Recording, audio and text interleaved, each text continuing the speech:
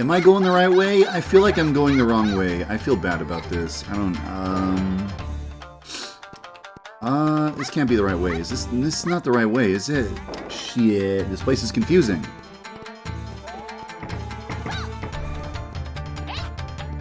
This is where I arrived, or something. It's definitely not to the left. It's definitely in this direction. Is it up here? Edith's Bay? Shit. I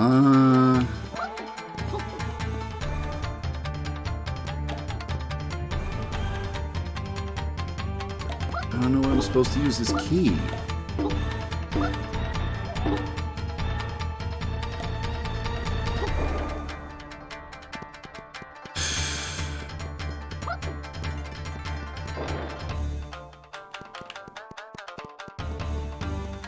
You motherfuck, bitch, cuck, shit, fuck, duck. No, this is definitely not the right way to go.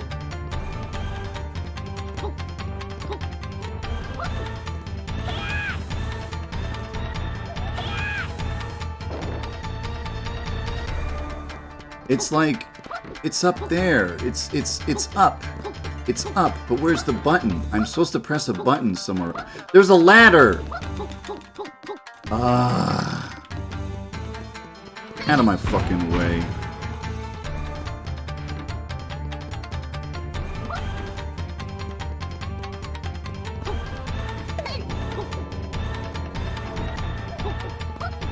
There. Yeesh. No fall damage in this game.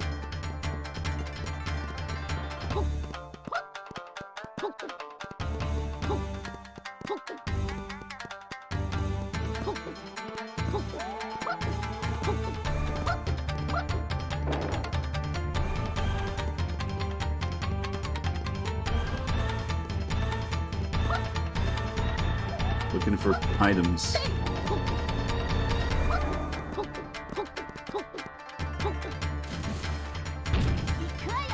Ikuya.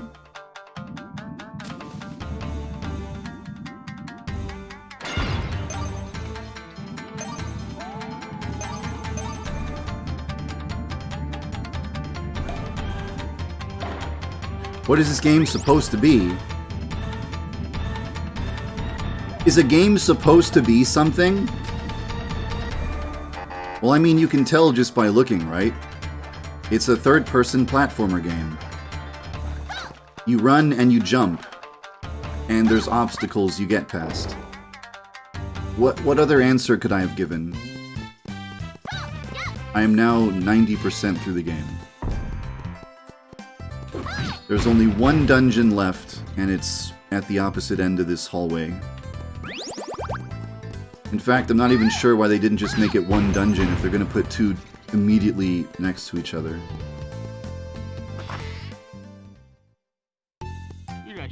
Irashe. Lockpick. Fish. What are you talking about?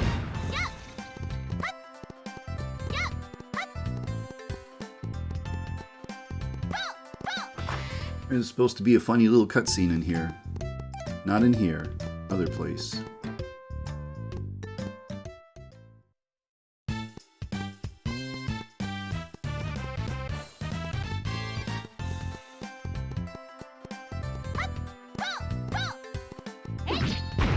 God damn it, I hate those roses. Once they cling to you, they just do damage to you for a while. It's very annoying. Like, once you get hit by one, say goodbye to, like, 2 hearts worth of health. God, the most annoying enemies in the whole goddamn game. They're right at the end.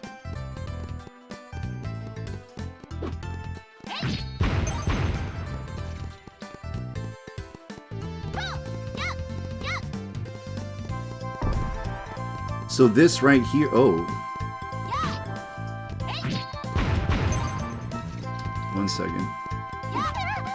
Fuck you, fuck you, fuck you, fuck you! So this right here is the worst obstacle in the game. This door right here, it's boarded up really well. You can't get through here. You attack it, you can't do anything. It's just too strong. It's just too strong. It's too powerful. I do have a sword that can chop a rock in half. A giant boulder, split it open. But nope, can't beat that. Just no beating it. There's no getting through that. Too old and janky.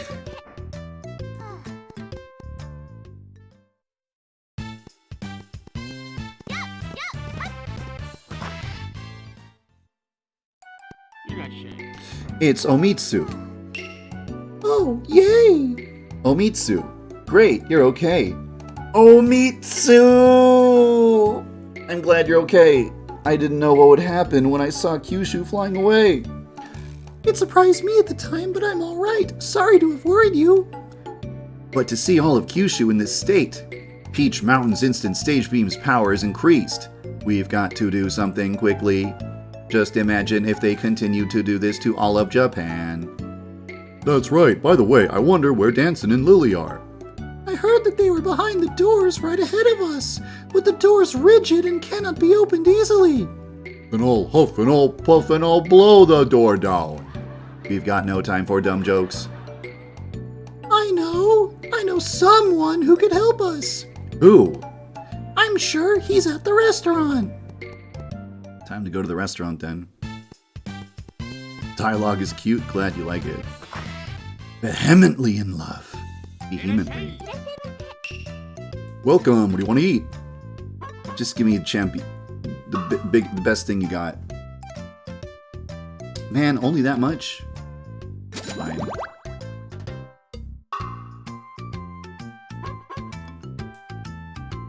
Healing more. Okay, I'm fine. This guy right here. Hey, yay, it's you! It can't be. Wise man! It is. It's my old man. Wise man, I am just overjoyed to see you. But I thought Wise man died. You couldn't be further from the truth. Just look at me. I'm as healthy as ever. Then who was the spirit the witch called for us? Yes, there is something strange about that, but let's not worry about it now. But what are you doing here? Well, I was caught by the Peach Mountain guys, and I gave them mechanical robots and an instant stage beam. Well, in exchange for a muscle car poster and 5 car magazines. In the original Japanese version of the game, he didn't do it in exchange for a car poster and car magazines. He built the robots in exchange for a porn poster and 5 porn magazines. Because he's a dirty, perverted old man. What? Oh, I mean, I strongly resisted, but they forced me to make them. Well, it all makes sense then. The mechanics seem so familiar. I don't know what to say. But that's strange. If they kidnapped you, what reason did they have to blow up your home? What did you just say? My house has been blown up? Grrr, all those car magazines I collected over the years. His entire porn stash is gone. Who would do such a thing?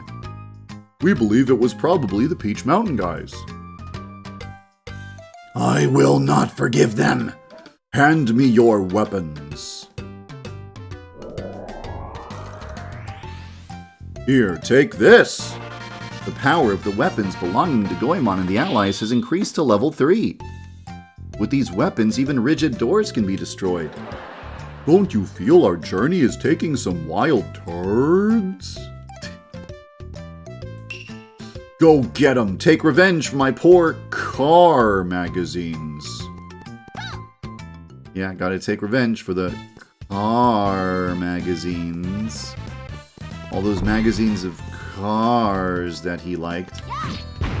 Now these enemies die in one hit. With the power from Wise Man's upgrade, I might be able to break this extremely powerful door. I did it! I am now 90 95% done with the game. I just have to get through this last dungeon. To defeat these can legs. This is some of the most intense music in the game, too. You had to go into the forest to find pornography. That's right, pornography, it grows from the ground like mushrooms. You have to go into the forest, look around, you see some porn growing, you pluck it. You pull out the porn, you put it in a basket, you take it home, you don't let your parents see it. That's the method. We all had to use that method. Find some freshly grown porn out in the wilderness. That's the only way. Okay, I'm not supposed to be down here.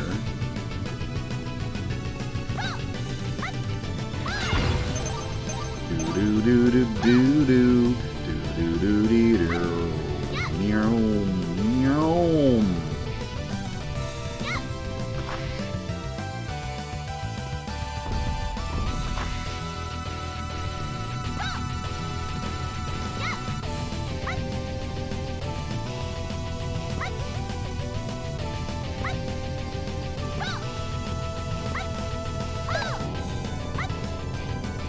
Do do do do do. Dee do do do dee do do do do do do do do do do do. You have to get over there.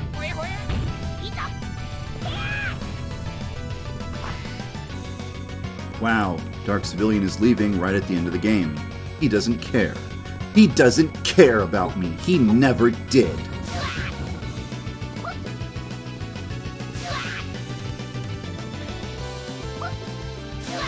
There is no reason to walk on that blue brick road. You could just go straight here.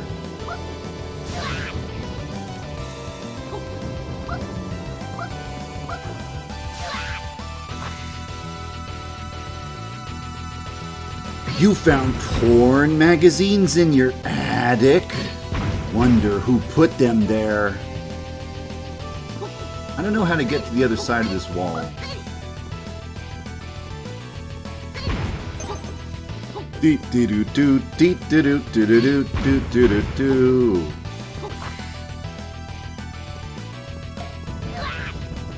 Boomer? Corn? Collected the corn? Ikuyo. Do do do do do do. I wonder if anyone's first anime girl crush was Yae.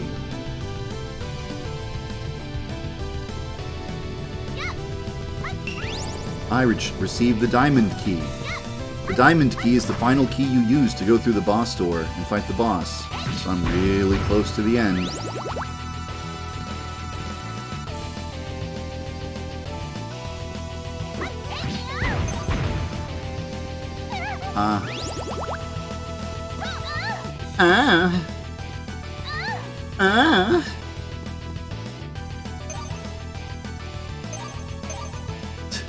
This is janky.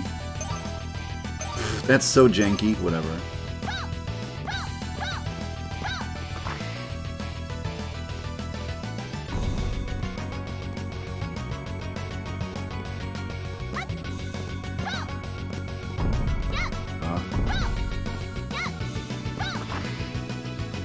First anime girl crush was Misty.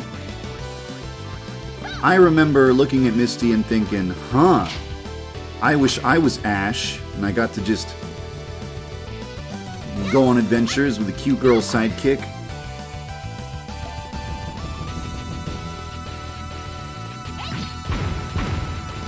From here to the end, it's pretty linear, I think. It's kind of just a straight line straight to the boss.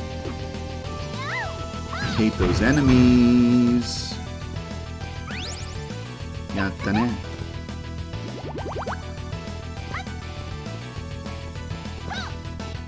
Do do do do do do do do do do do do. Die.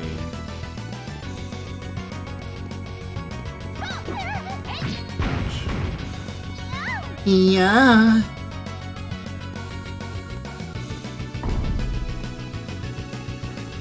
This is it. This is the final room right before the final boss. Oh, it's always kind of... Oh, shit!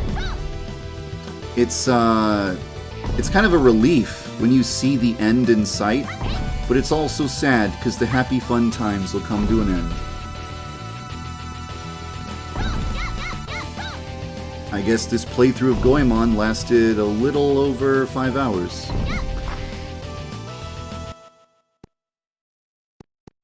Just in case, like, the game crashes or some stupid shit, I'm just gonna save. Oh, that's not a save point. Never mind. Here we go. Are you ready for the most exciting moment in video game history? Welcome! Welcome to our stage, Lala! Fernandez! I'm not Fernandez. Behave yourself. This will be your last stop anyway. What do you mean? Today is the day you get to experience our secret powers. What's this extra confidence I sense? I don't know what secret powers they say they have, but they can't defeat us. Yes, you're right. I don't see any way that they can beat us.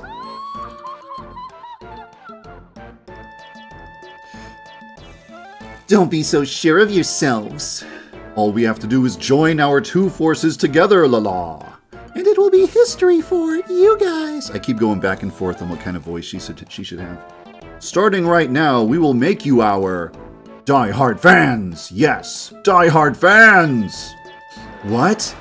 Listen, Lala, to this song, Lala. Observe, Lala, the dance, Lala, of the Peach Mountain Shoguns, Lala. Watch this, chat. Watch. Take a look. Watch.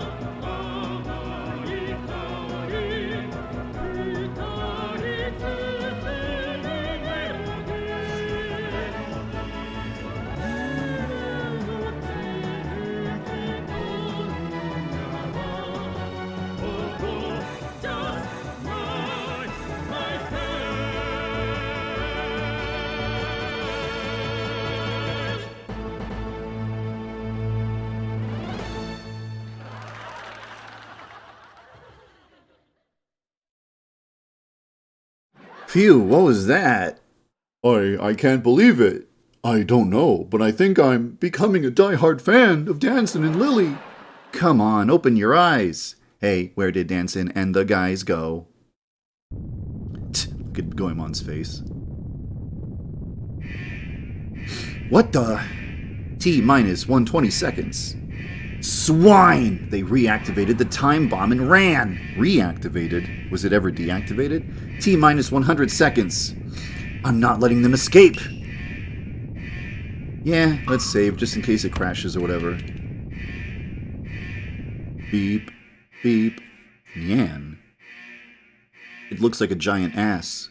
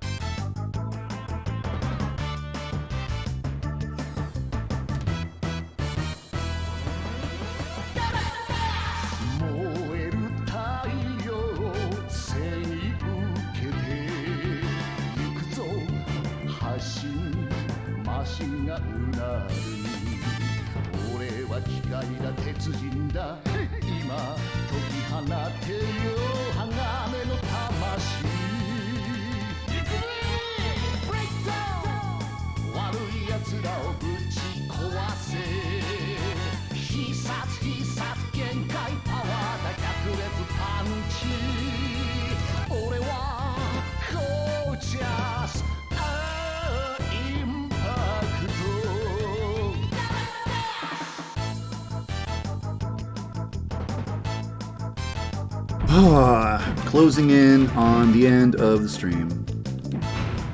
I hope you guys had fun. Hope you enjoyed the show. Hope you enjoyed watching Mystical Ninja starring Goemon. I don't know why I'm saying the farewell now. There's still a whole boss fight to do. Whole boss fight,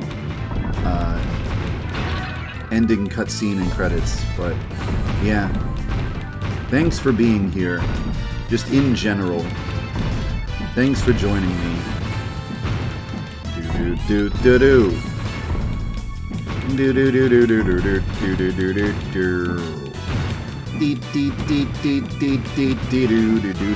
do do do. Jump, jump, jump, jump, jump. Ah.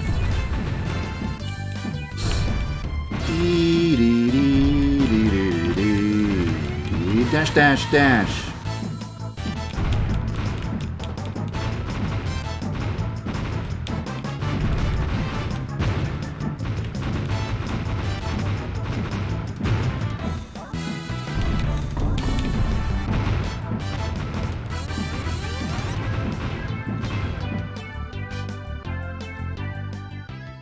And then he jumps into space. Well, you don't have to. I don't know, that message didn't seem too bad, but I do stream at inconsistent times. In the past, I streamed at very, very consistently the same time every day, but these days it's just whenever I can manage. What button? There's the button.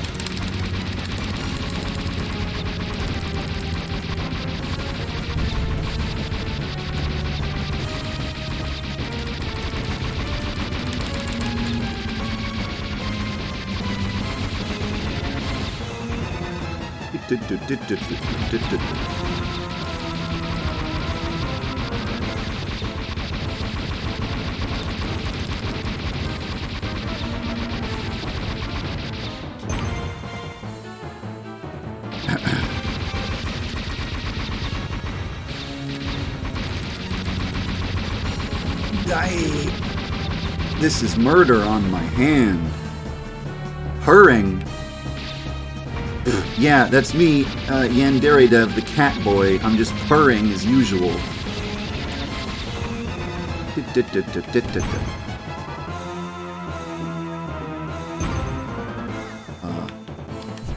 Shoot it! Shoot! I'm glad that didn't miss. So that takes out 400 HP. Now I know the exact number of HP it takes out.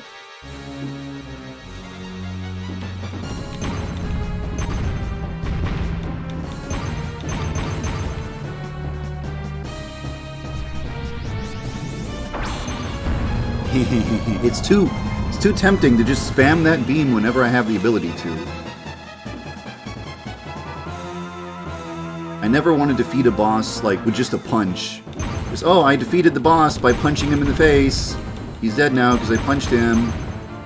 No, it's much more fun to, you know, boom, I'm firing my laser.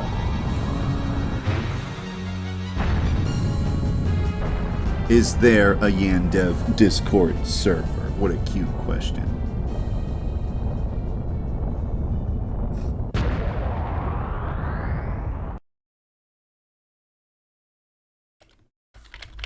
Sorry.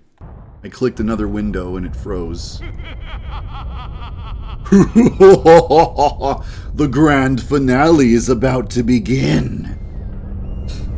You know, there's this curse that affected a few of my streams, where the stream always dies when I get to this boss, which is just the worst time for the game to freeze right at the final boss fight, you know, but it's happened twice. 2 years in a row it happened.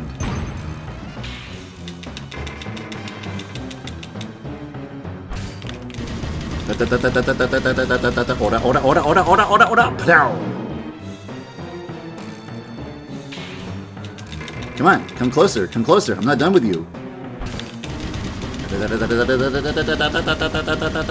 Washa!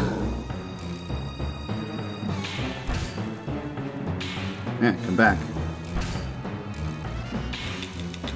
Come on. Come over here. Come on. Aura, aura, aura, aura, aura, aura, aura. Ooh, da da da da da. Come on.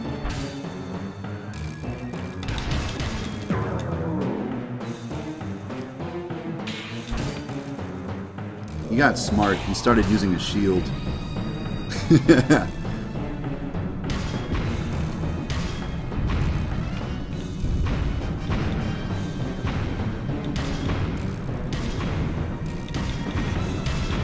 This makes me want to play Star Fox 64.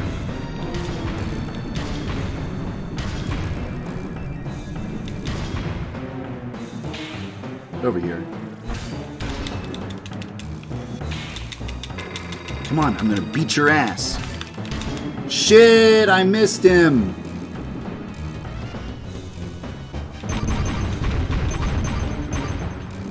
No, get back. No. Shit.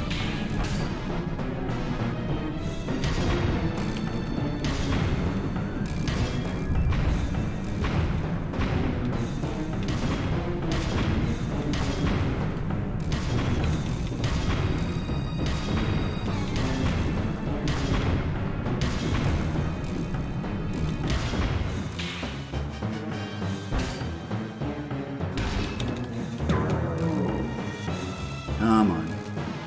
Gotta get you down to 400 health so I can kill you. Aura, aura, aura, aura. Muda, muda, muda, muda. Atatatata, washa. Almost. You're almost ready to die. Don't do that move again. You spam that move too much, buddy.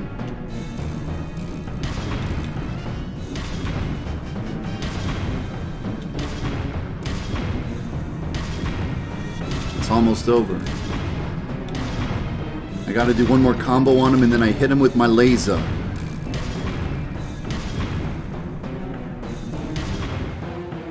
Come on. Okay.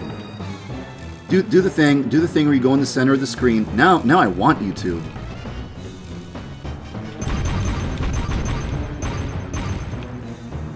Go on. Do the thing.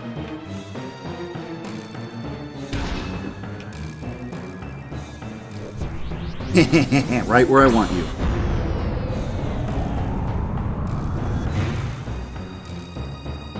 He's dead.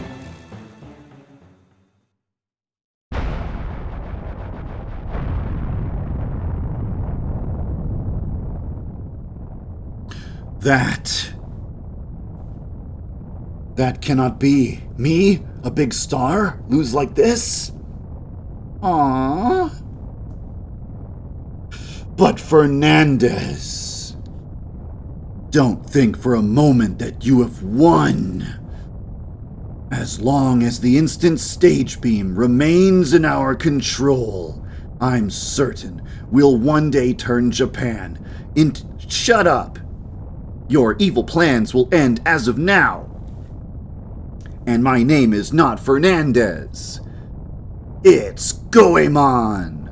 Go get him. Impact.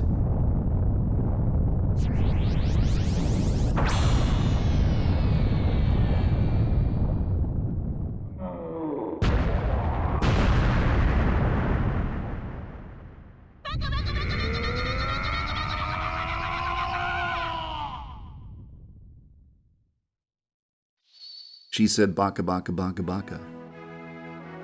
Baka baka baka baka baka baka baka baka. Wonder if Shala was here to see that. Look at that gorgeous anime artwork of our defeated villains. There, how does that feel? Look at how far he has flown through. Now he really has become a star in outer space. Okay, I'm headed home. You know, if Impact has the ability to fly into outer space, why didn't they just go to Impact and say, hey, fly us up to Kyushu?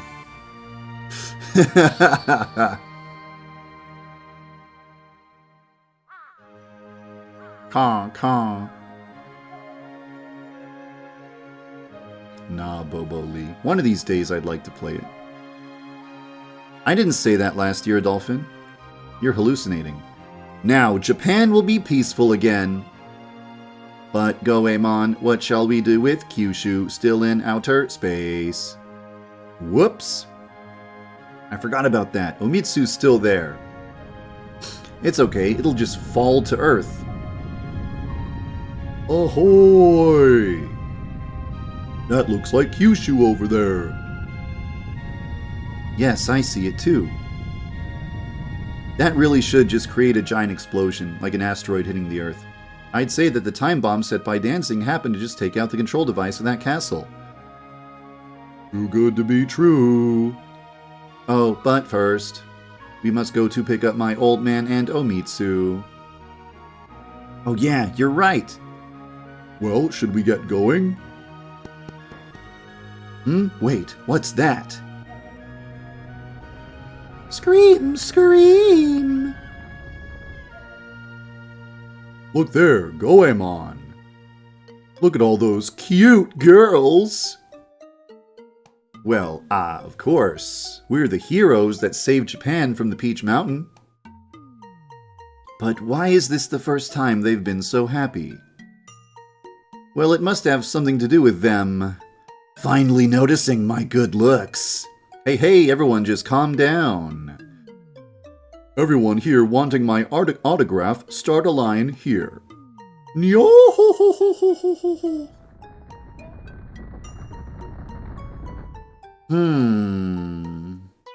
Don't you think these girls are acting kind of strange? What? Hey, you guys! What have you done to Dancin'? The oh so beautiful song and dance of Dancin' and Lily! We won't be able to see them thanks to you, you little... Gasp!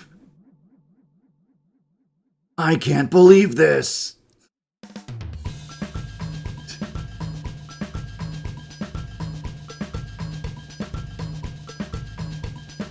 Can you think of a video game where people were upset at the main character for defeating the final boss? And they were like, fuck you, I really like the final boss.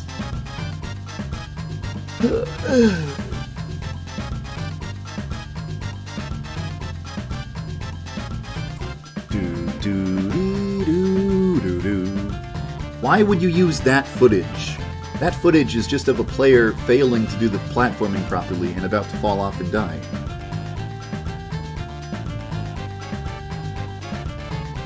Oh, look at this! He shrinks. He shrinks? No, he takes a lewd photograph of her, and then he gets on his back and crawls on the ground so he can look up her dress. What a pervert.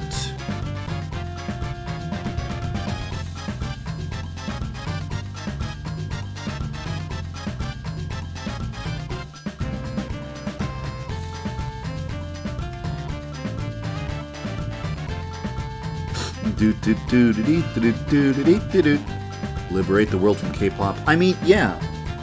This game is the storyline of this game is basically some K-pop aliens from outer space come to Earth to take over Earth with song by turning everyone into their die-hard fans, and then you defeat the K-pop aliens, and then all the K-pop stans on Twitter come after you at the end to kick your ass for beating up their favorite performers. That's the story of the game. That's where it ends. Doo-doo-doo. Doot. Doo-doo-doo-doo-doot. Doot. Doot. Doot. Doo-doo-doo-doo-doot.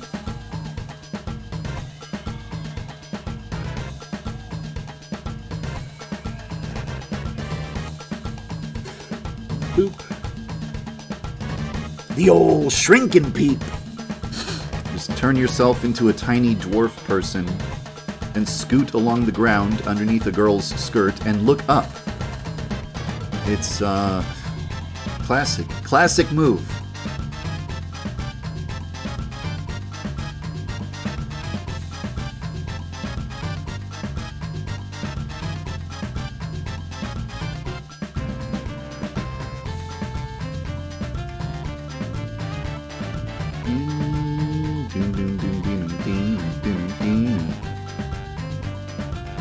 Thank you, Bobo Lee, for the congrats on 13 years.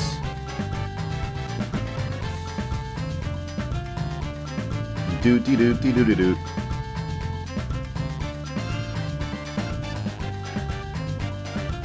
Impact boss.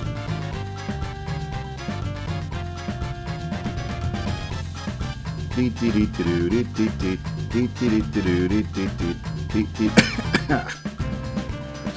Do do do do do do. I wonder how many times I will stream Goemon in my lifetime. What if this was my final Goemon stream and I'm gonna die within the next 365 days? What if that's how it turns out? Aww. Thanks, Adolphin. The 1000th anniversary next year. I don't think that's how it works. Dev at 99,999 years anniversary. So you're telling me I'm gonna die in 10,000 years. Ouch, how could you do that?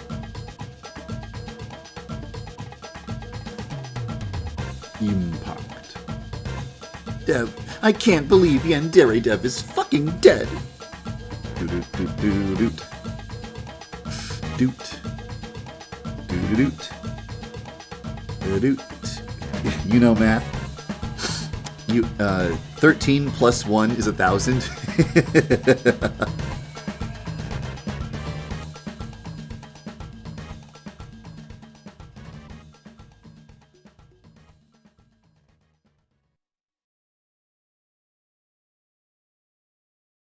What the fuck? Sorry, I just saw something stupid that's completely unrelated.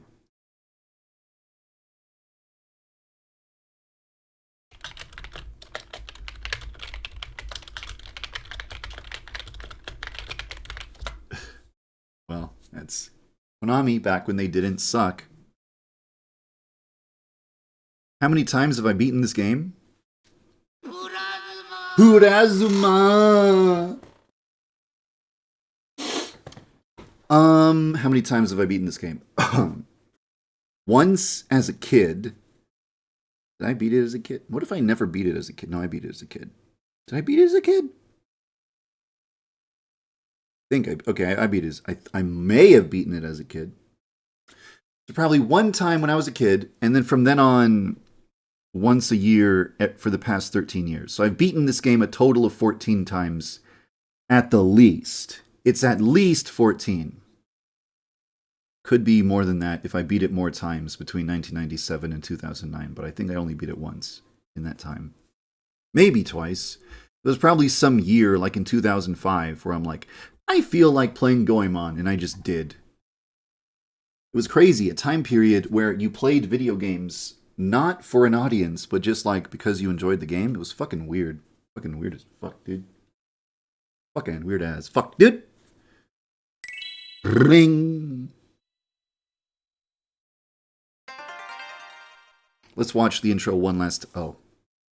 If I wanted to see the intro, I should have not skipped it. I'll let the intro play one last time. Then it's time to shut off the game.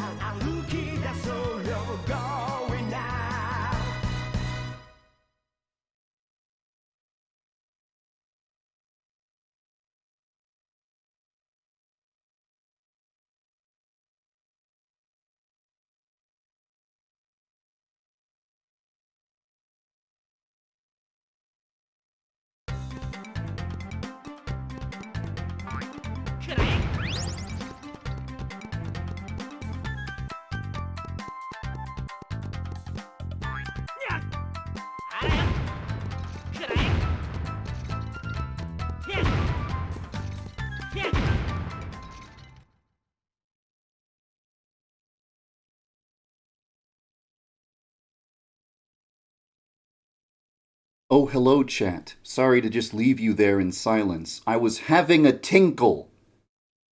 I'm gonna go get some food. I'll be right back. I don't think we need to hear the same song again, though. That'd be kind of weird. Here, I'll let you listen to a different song as you wait.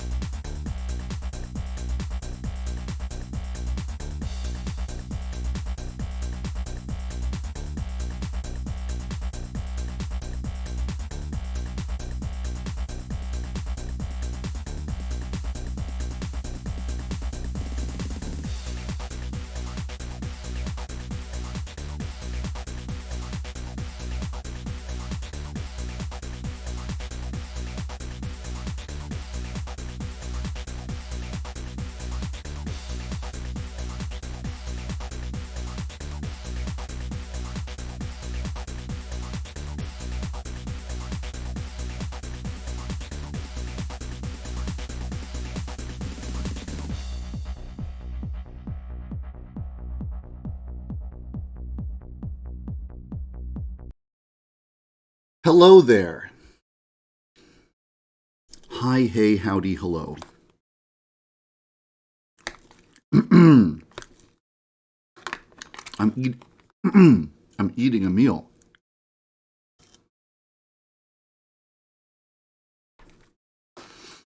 How are you, chat?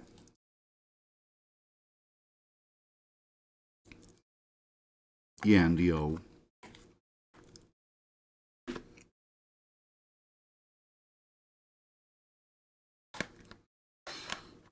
Hello, Andy.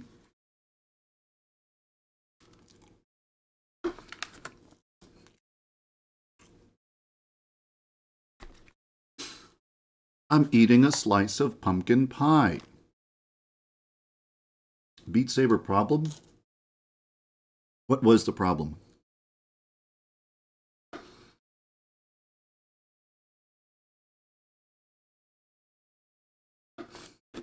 Yandere blog, Yandere blog.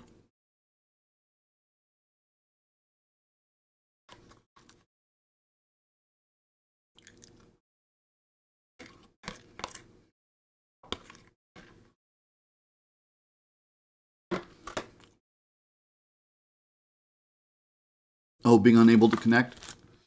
I think I did solve that. After the stream ended, I dicked around with it and tried to get it to work, and I kind of eventually got it to work.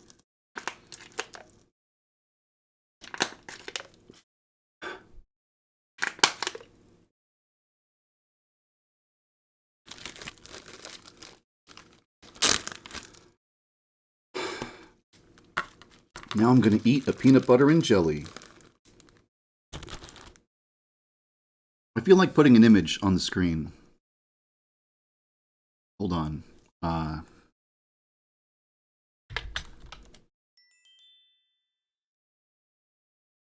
have to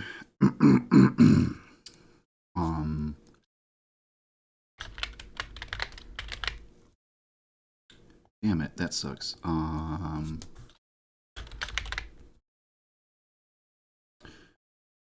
Give me a second.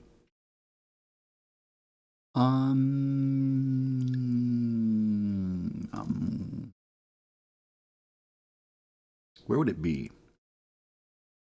Where would I have put it?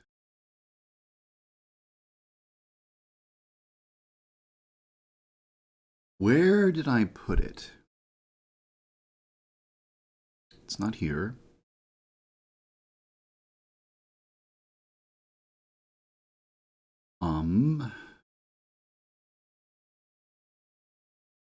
No, it's not in here.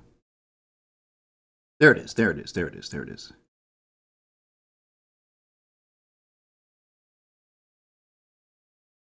What? You don't have permission to open this file? What do you mean I don't have permission to open this file? What does that mean? What the fuck? I've never seen that before in my life. You don't have permission. Yes, I do have permission. Fuck you. I'm me. It's me. Let me open the fucking... You don't have... What the fuck? This is stupid. What the fuck ever. Whatever the fuck. Give me a second. I don't know why this thing is, I don't know why this thing is, I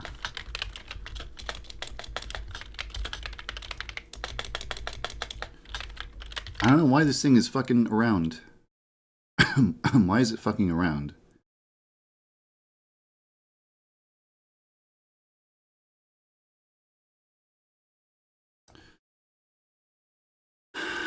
It's kind of stupid, whatever.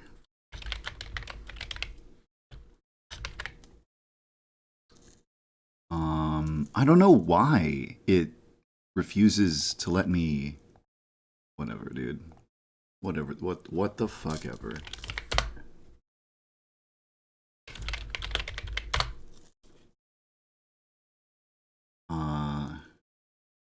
This one. Hi. What? Stop, no voices. Don't do that. That's better. No. Wait. Maybe this is it. Is this it? Maybe this is it. There we go. There we are. That's good. Hello, chat. Hi. Hi, hey, howdy. Hello.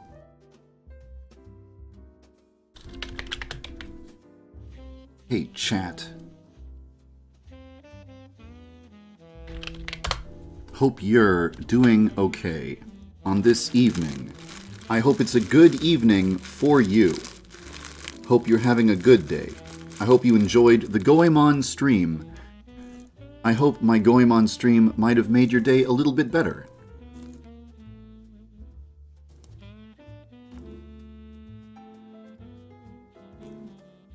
Sexy suit. Hell?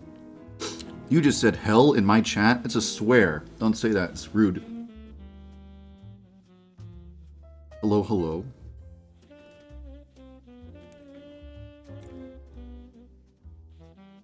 Sorry, feline.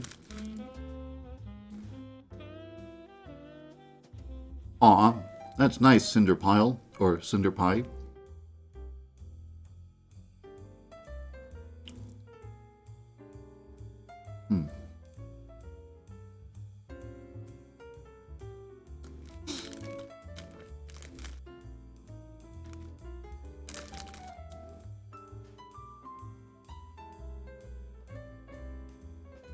The HyperX. Well,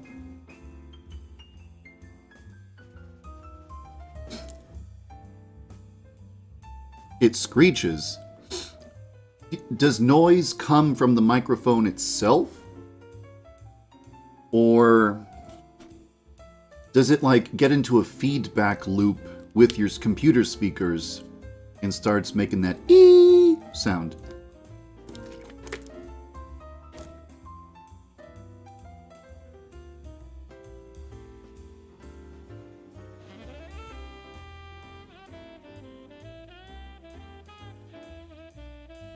Class in 7 minutes. I hope your class goes well.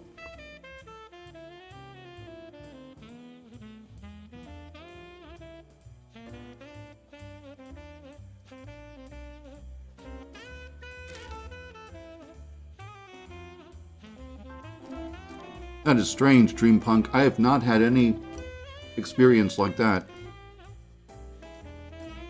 My favorite thing to develop? I guess that's 1980s mode.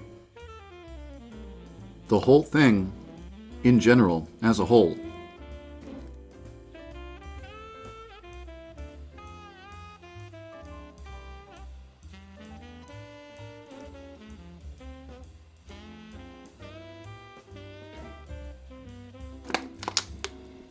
The most essential thing for streaming? In my experience, the streamers I've had the most fun watching are constantly interacting with the chat. They're constantly talking, there's no dead air or silence. They're always, no matter what they're doing in the game, looking over at what the chat is saying and reacting to it.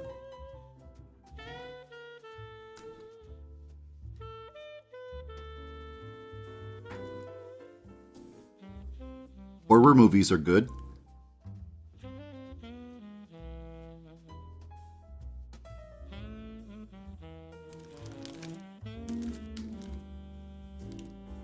Oh. Bye-bye, dolphin.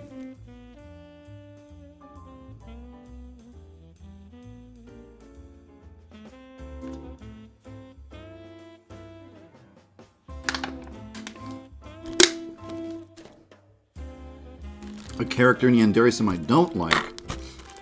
I guess if I don't like a character, I just don't make the character in the first place.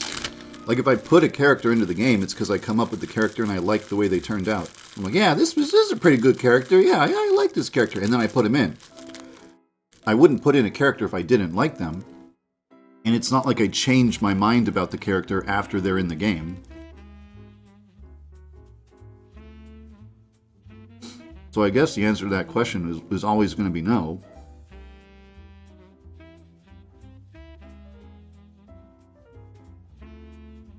Garfield? Smack your boyfriend in the face. Doesn't even make sense. If I could have a collapse with someone... I think he meant to say collab, and his phone autocorrected to collapse.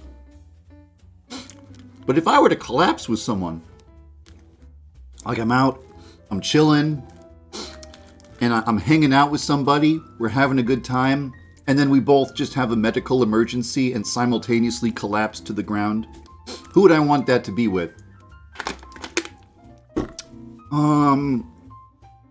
I don't know. Nothing really makes that situation better. If I could collab with anyone. Well, there's big YouTubers I'm a huge fan of, like JonTron. I would love to do a collab with someone like that, but it feels kind of unlikely to happen. Like Matt Pat from Game Theory. It'd be cool to collab with him. Mr. Beast. I bet something fun could happen. Collab. There's a lot of VTubers I really, really like watching. And it's kind of my dream just to one day see them play YandereSim and enjoy it.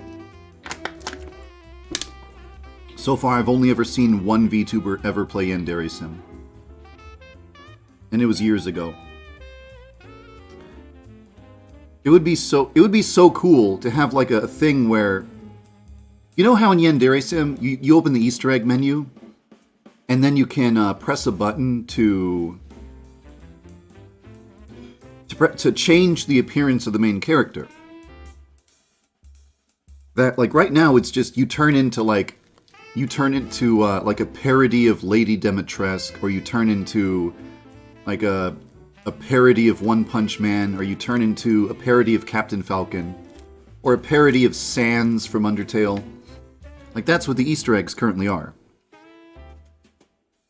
But what if you press a button, like there's a menu, and you press a button, and the appearance of Yandere-chan changes, and she turns into a popular VTuber. So just take Kizuna Ai, for example. You press a button, and now you're Kizuna Ai instead of Yandere-chan, and you can run around with a katana killing people in a school. It would be so fun to collab with a VTuber in the sense that I put them into the game as a playable character. I think that would be so much fun to work together with a VTuber to put them into the game and as like an official edition where you play as them and they can just play Yandere Sim as themselves instead of playing as, you know, a separate character. I think that would be so much fun. But I feel like before I even attempt to do anything like that, I have to finish the base game first. Hello, Boop.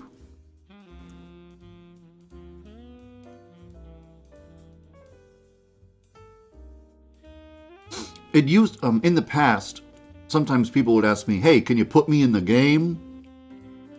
I want to have this hair and this name. And that's just kind of annoying. It's like, no. Probably not. I just don't want to put just random people in the game. I don't want to work together with people I like, but that's kind of it. Looking for more voice actors? Not particularly. There's not many tasks right now that require voice acting.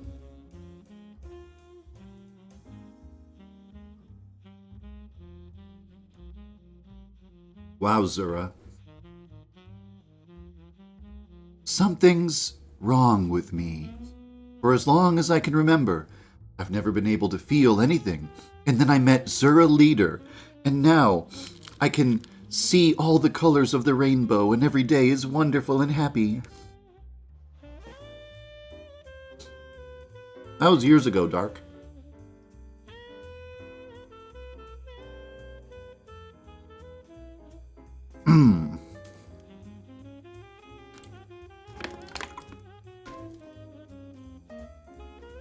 You are the light of my life. It used to be so dark and gray, but then you came. I mean, if someone said that to me, I'd just be happy. I wouldn't be like, ew, creepy. I mean, if they were approaching me with a knife while splattered with blood and saying, you're the light of my life. It used to be so dark and gray. And then you came. And then they lick the blood off their knife. That would be creepy. Also, a cool scene for Yandere Simulator. Well, I just used FaceRig to do VTubing. And it was easy to set up. It was quick. I've never played Fortnite. Port Yandere Sim to mobile? First I want to complete the PC version of the game, and then I can think of ports.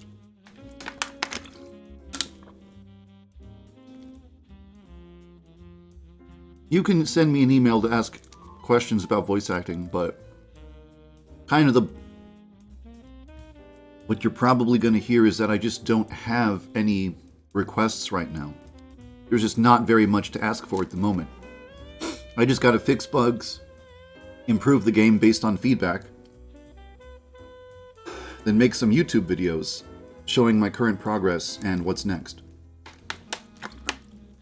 How does Yano feel about puns? I think indifferent.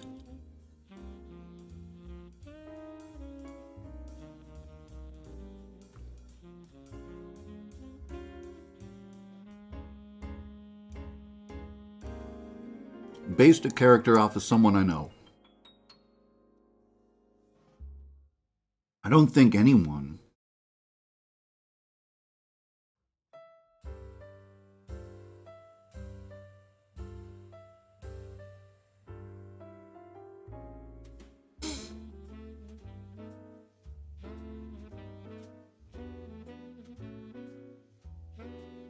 I do have a Discord server, yeah. If an old man at a gas station sees you for the first time and immediately just says to you, My days used to be so dark and gray, but then you came into my life, and now I'm happy. Just immediately. Takes him 2 seconds to feel that way about you.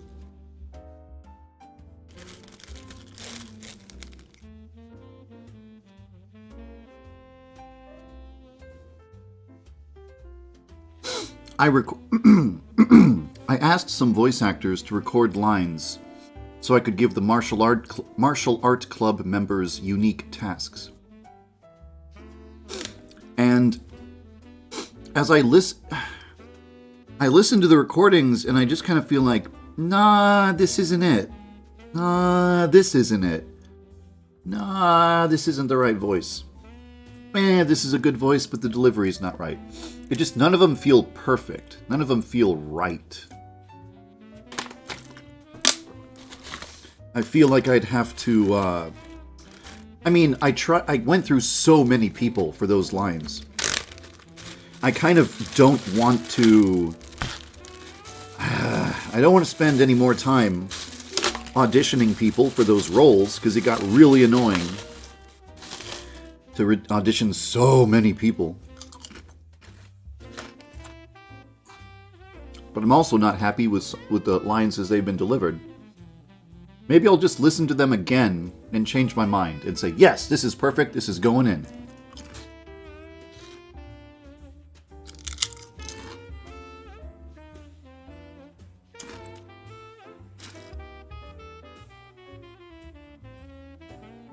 Flip the script.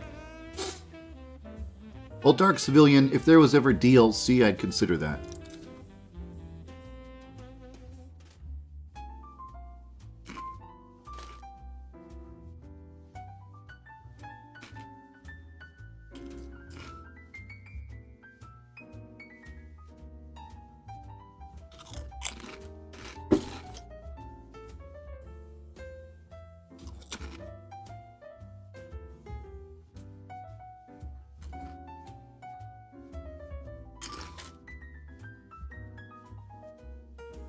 Yeah, I really like the job that Agakusha's voice actor did.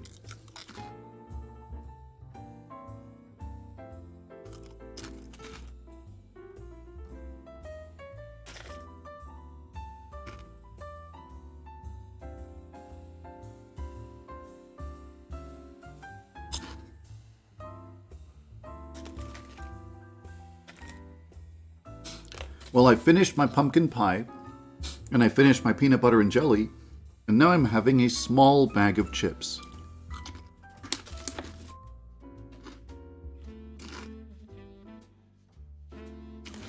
Material guarl.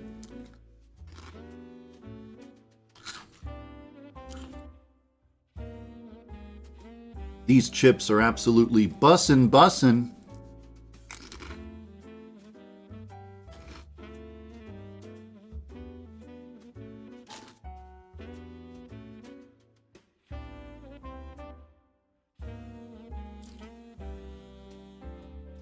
There's sour cream and onion, I think.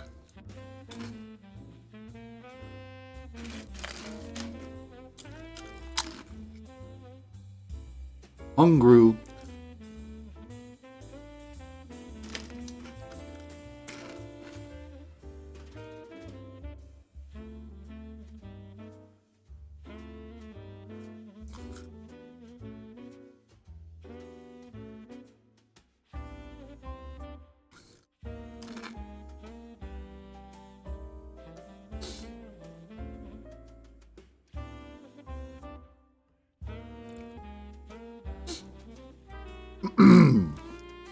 You're gonna get tucked into bed? You can't tuck yourself into bed, someone else has to do it for you? Are you a tiny baby? Are you a small infant?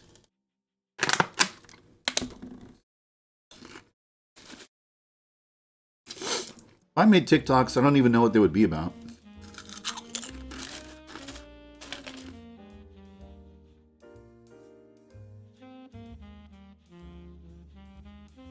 Songs I associate with a bad memory. The first time I ever heard the song Plastic Love, I was having an argument with someone. And it sucked. because I just wanted to enjoy the song, but this person wanted to argue.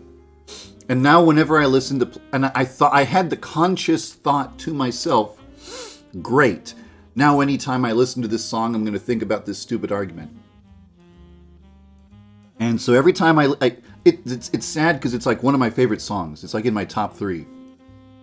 But now when I listen to it, I think, yeah, I had an argument one time. That kind of sucks, but Plastic Love is such a good song.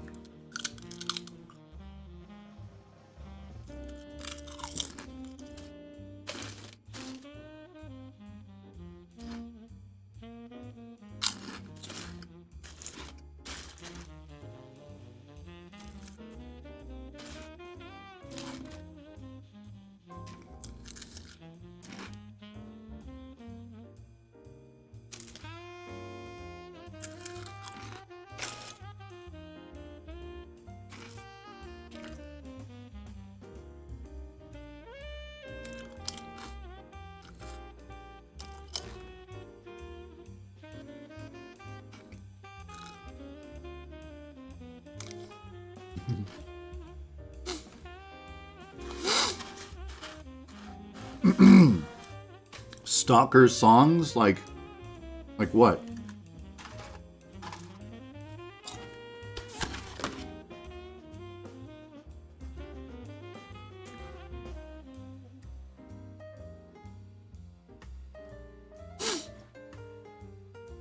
Like, every move you make, every step you take, I'll be watching you?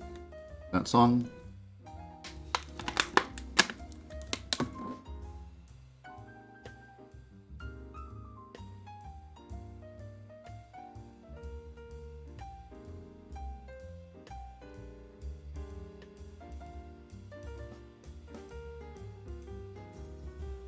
Massanella, what?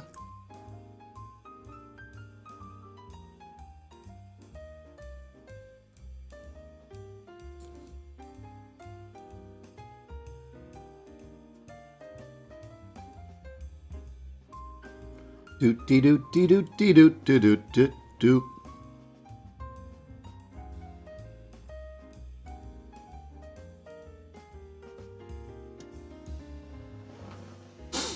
I'm a killer, cold and wrathful, carnivorous and lusting to hunt you down among the pines. I want to stuff you in my mouth, tear you open, live inside you. Love, I'd never hurt you. Where the fuck do you find songs like that? What the fuck? Huh? Oh, mod appreciation. Heart. Thank you, mods, for watching over the... That's Fly Me to the Moon. I just realized.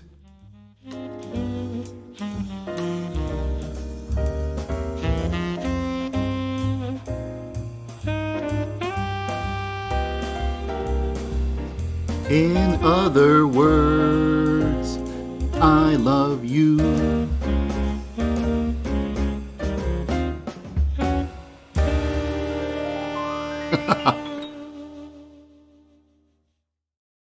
How random. What a nice treat. I'm surprised I didn't recognize it sooner. In other words, I sniff glue.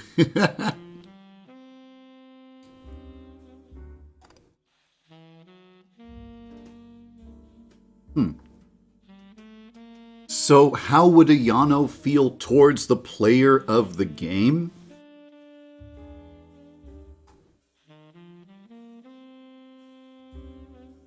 I guess a Yano would feel grateful that you're helping her get senpai.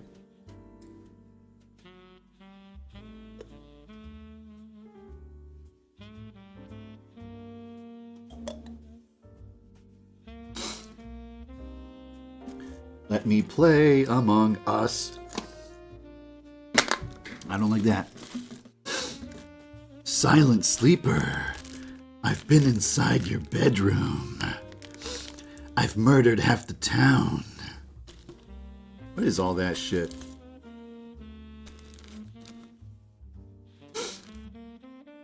What the fuck is any of that?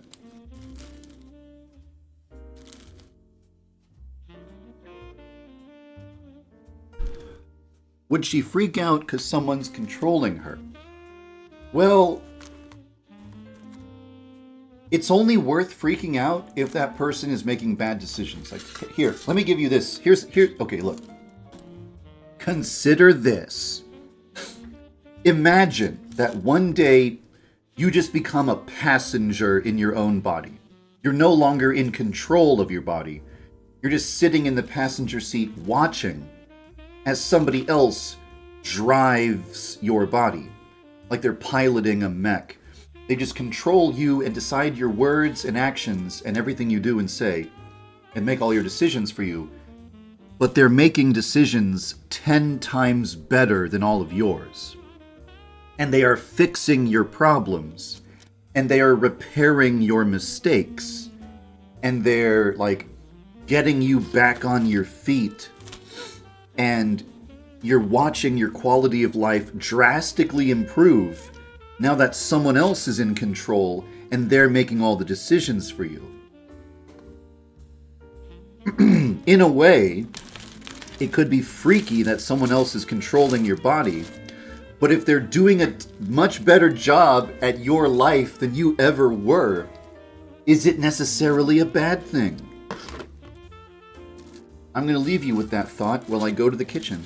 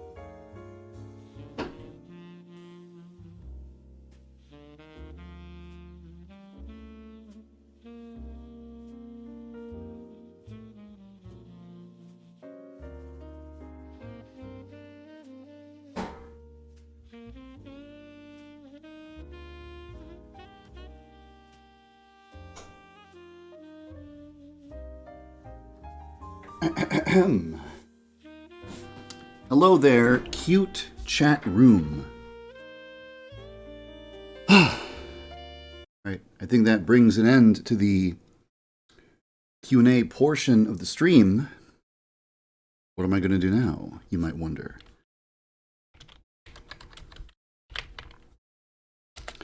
Well, at the beginning of every day, there are some gacha games I want to log into, do my dailies, get my daily reward, and then hop out. So, because it's like 1:50 a.m., so technically a new day has started. So, I guess I could just hop into my stupid little gacha games, do my dailies, then hop out. Could do that. It's one thing I could do. Because it's like either I end the stream and then I do my stupid gacha dailies, or I do the gacha dailies on the stream. Those are the two options. I guess why would I do it off stream when I could do it on stream, you know?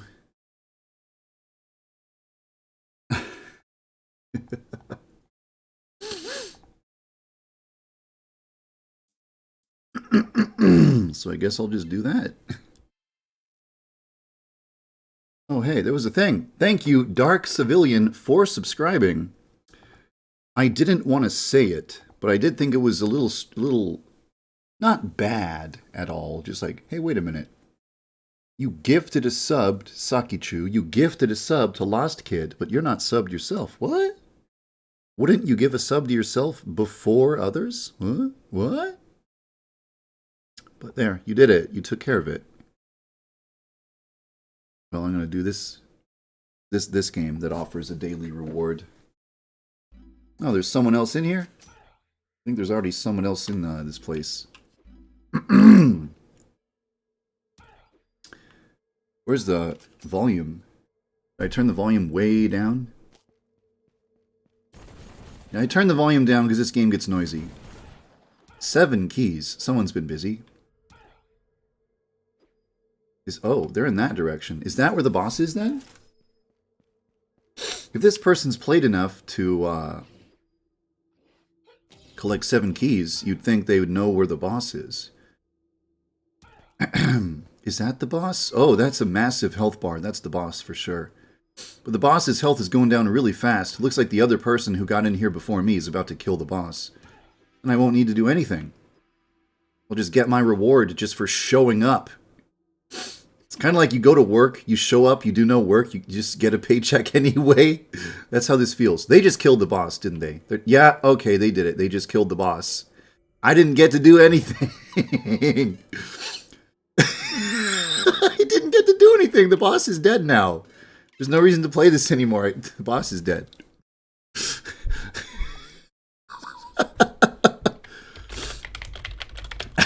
Let me explain what that felt like, okay? That felt like this.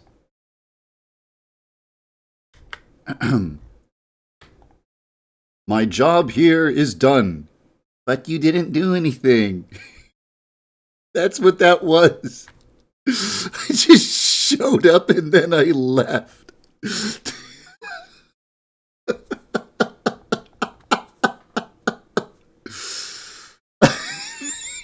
Can't get over that. That's so stupid.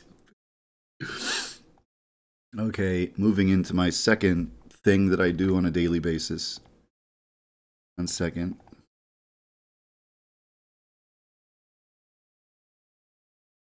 That's not the right one. That's not the right one. That's the right one.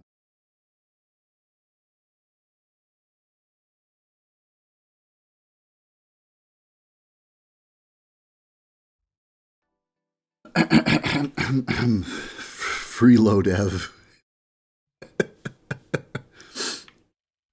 Life in 2022 participation rewards for everyone. I think I turned the volume way down in this game too.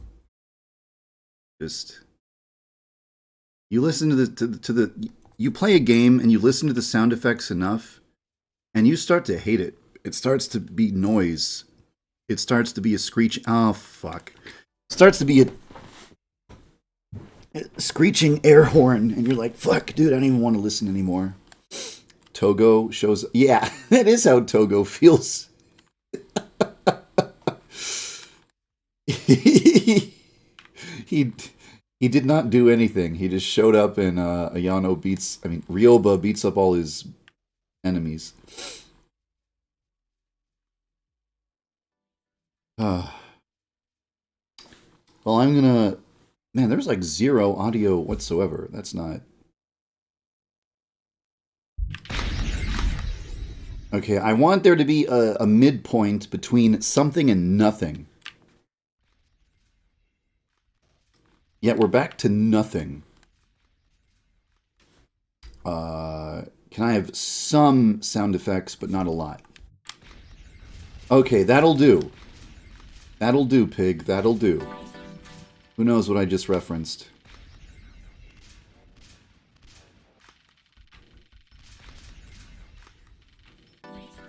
Wave up.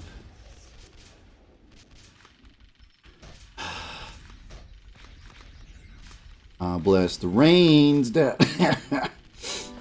Shit. I got a confession to make. I don't really like Africa by Toto. I don't think it's a really catchy song. I think it's kind of meh. It seems that everybody in the world loves that song but me. I'm the only person who's just indifferent to slightly annoyed by it.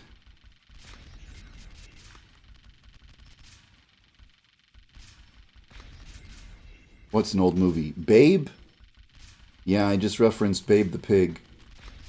It is an old movie. For some reason, I have it in my head that Babe is a classic film everyone has seen. Like Titanic or something. But thinking about it, it's probably this little-known film that most people have never even heard of. Probably during the 90s. Probably during the 90s, more people knew what Babe was.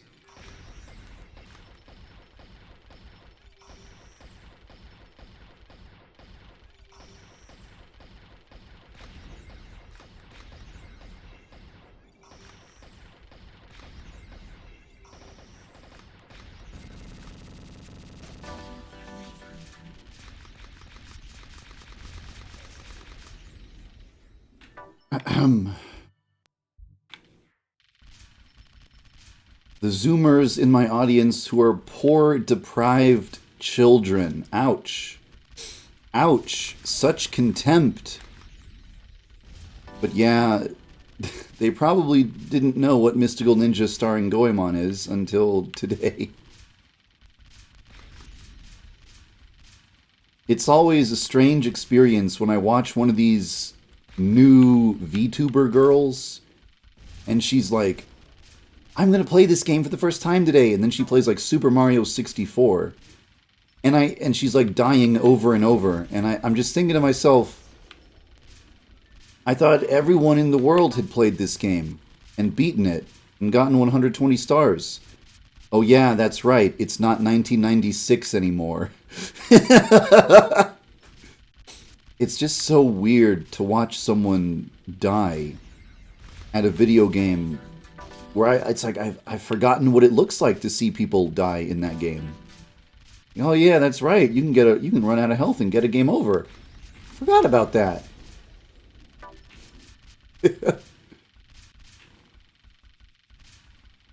It's kind of well, I don't know, funny, amusing, interesting. It's something. It's definitely something when someone is an expert at modern day games and you see them kicking ass, but then you see them play an old retro game and they're just fumbling around without a clue of how to perform well.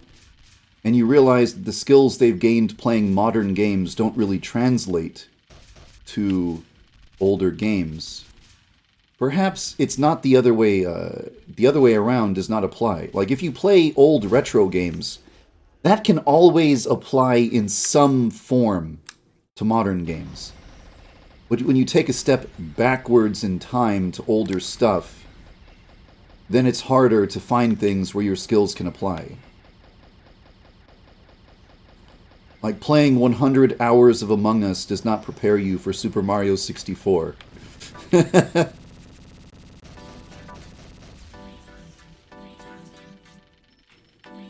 Getting first place in 100 Fortnite games does not make you an expert at Tetris.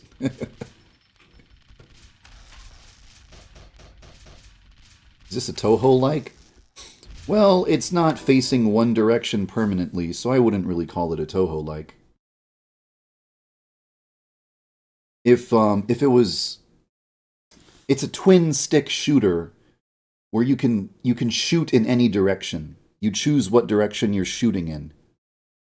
In a Toho game, you're just shooting forward. You're traveling forward and you're shooting forward, which is always up. The direction of up is forward.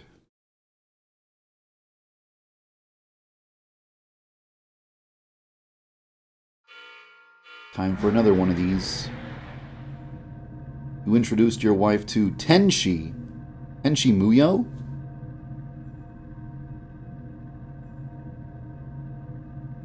Upset that Ryoko is manipulative. I wonder if I watched that game. If I watched, would you be a little bit more quiet there, buddy? Would you just tone it down there a bit? If I watched Tenchi Muyo today, how much different would my perception of it be?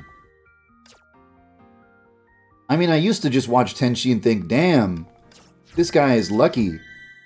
He's living under one roof with all these beautiful women who want to jump down his pants. What a lucky guy Tenchi is. But maybe if I watched it now, I'd be like, damn, Ryuko's a bitch. Ayaka's a bitch. Mihoshi's a bitch. Washu's a bitch. What was her name? Sammy? I forget the girl's name. Maybe I'd just be like, fuck all these girls. They all have rotten shit personalities. Who'd want to be trapped in a house living with these girls? Get me out of here.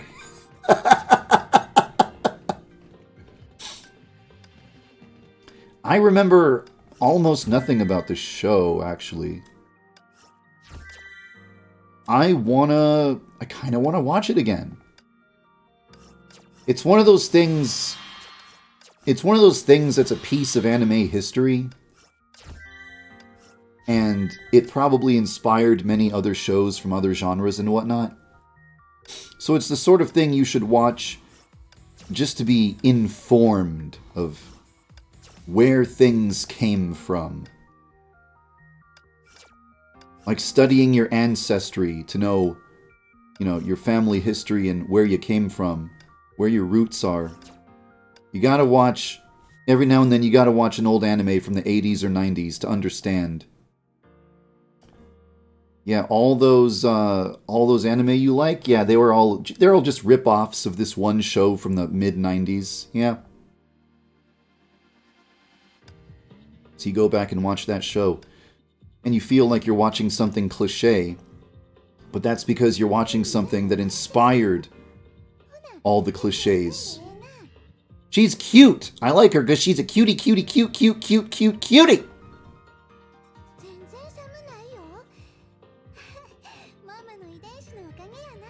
She has a soft, gentle voice. I want to give her a hug.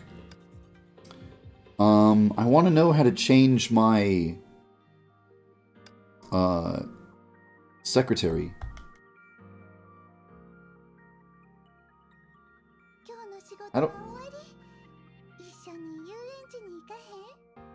I want to know how to change her to a different character.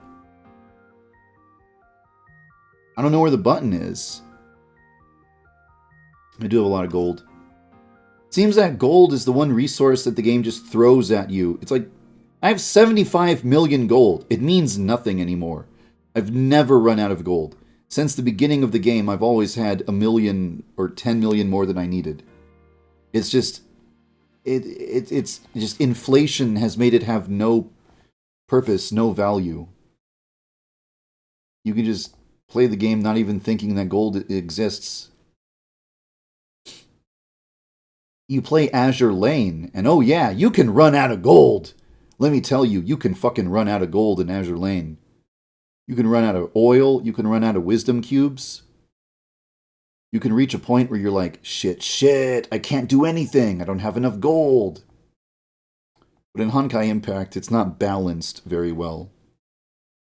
You always have 75 times more gold than you need. So, imbalanced, yes. Convenient, yes.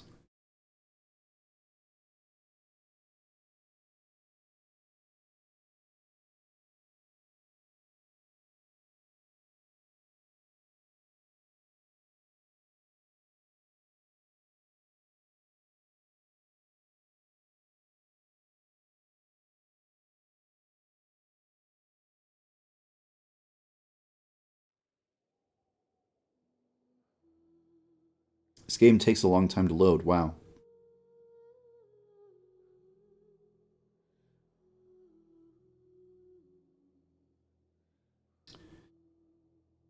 Tenchi holds up well. Ryoko's pretending to be pregnant, and that Tenchi's the father to piss off Ayaka. That is fucking funny.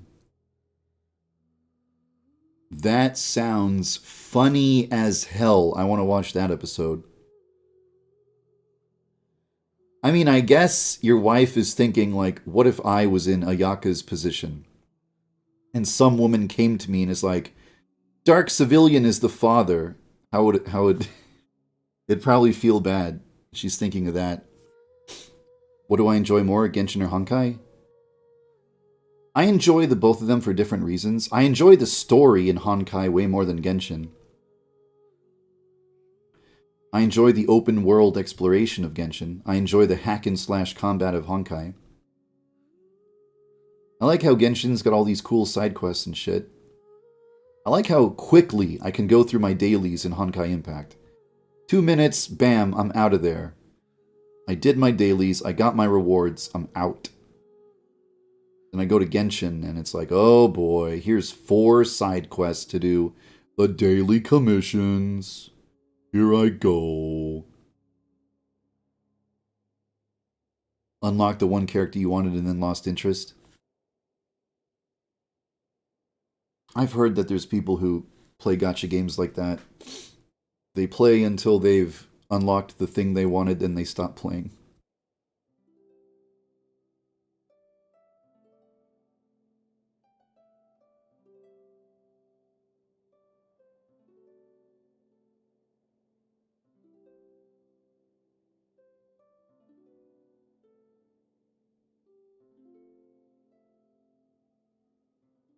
And pull for...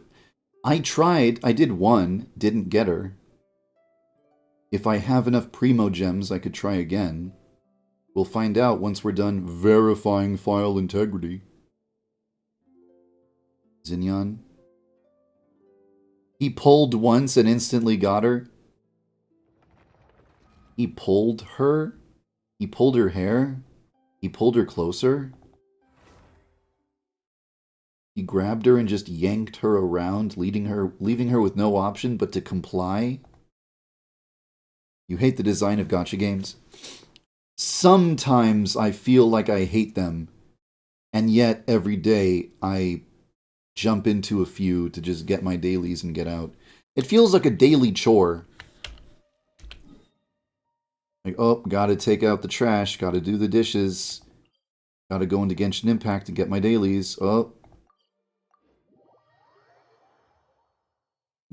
Drag her back to your cave. I am 1 Primo Gem... Fine. 1 Primo away. Let's quickly, like, go open a treasure chest or some shit.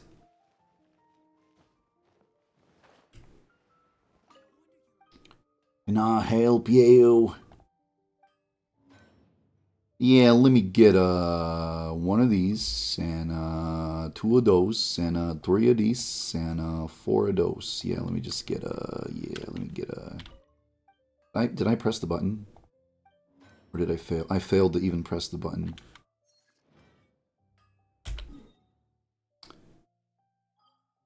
Ah, 160 out of 160. It gives me physical pain to see my resin at 160 out of 160. I just think to myself, I could have, like, it's, you stop recovering resin once you get to that number. And if you stop recovering your resin at that point, then it's like you've got wasted potential resin you could have had if you had jumped into the game and used up all your resin, and then you'd go back to regenerating more of it.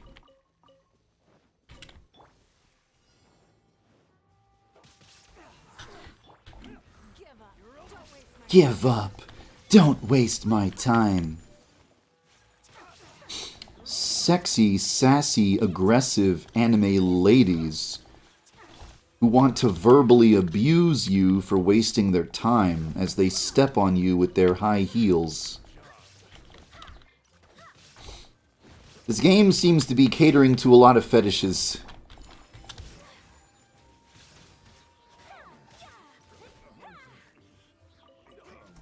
Anime ladies who look down on you and call you a worm and spit on you, and then they don't notice as you lick and swallow their spit.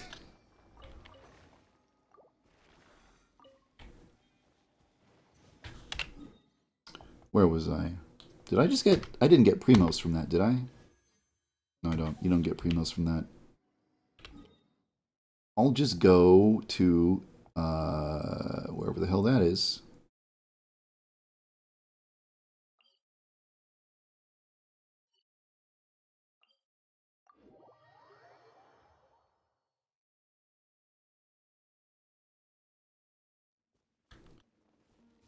Why don't I convert resin to condensed resin so I can get seed... Oh, ×2 rewards? Huh?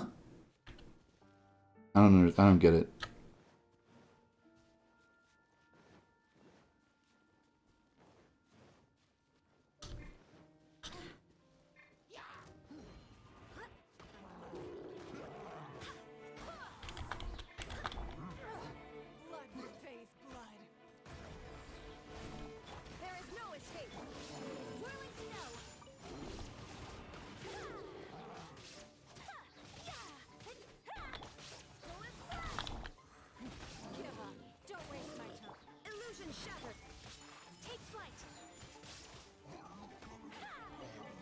Plastic little, dirty pair. Shiro Masamune. It would be nice to see a modern... You know, that would be fun. To see a modern... an anime made in modern day, but it's done with the art style of old anime from the 80s. Something that feels like it's dirty pair or whatever. That would be neat. Okay, chat. Send me your luck so I can get Senha. And if I fail, I will blame you for not giving me enough luck. It's all your fault if I fail to get Senha right now. So give me your luck. Don't fuck it up. Don't you fucking dare fuck this up for me, chat. That's a purple. That's the best you can do, chat? That's the best you can do? Really? Really? Really? Wow. Nice. Nice job, chat. Yeah, real nice job there. Yeah, real good going there. Chat. Nice one. Chat. You had one fucking job. I can't leave anything to you. I can't leave anything to you, can I, chat? Jesus Christ. I guess that serves me right, putting my faith in chat. Yan Luck? Interesting. What would the Yan Luck emote look like?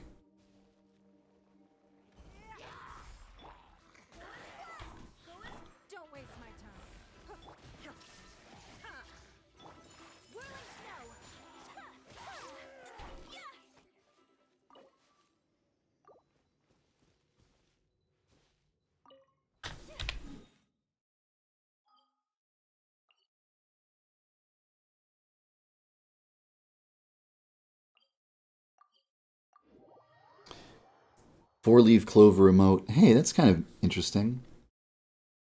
That's a cute idea. I won... Nah, I guess not. It's too late.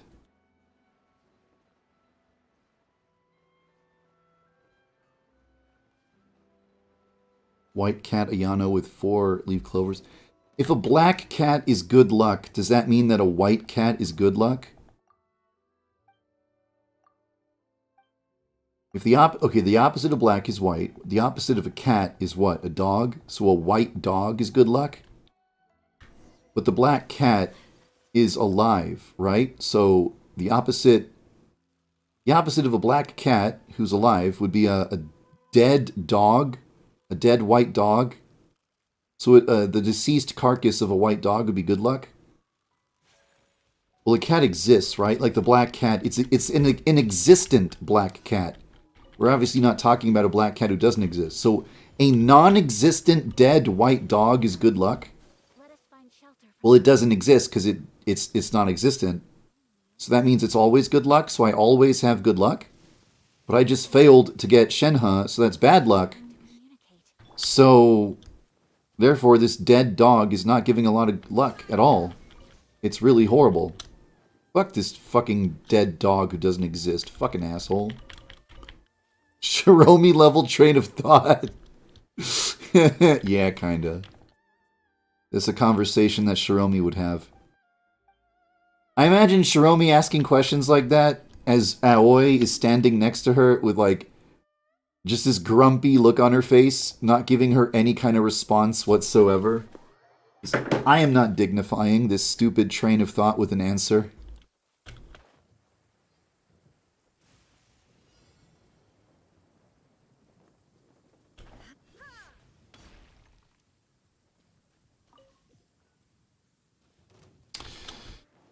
Now I gotta fight these fuckboys. My least favorite part of the day is the part where I fight a bunch of fuckboys.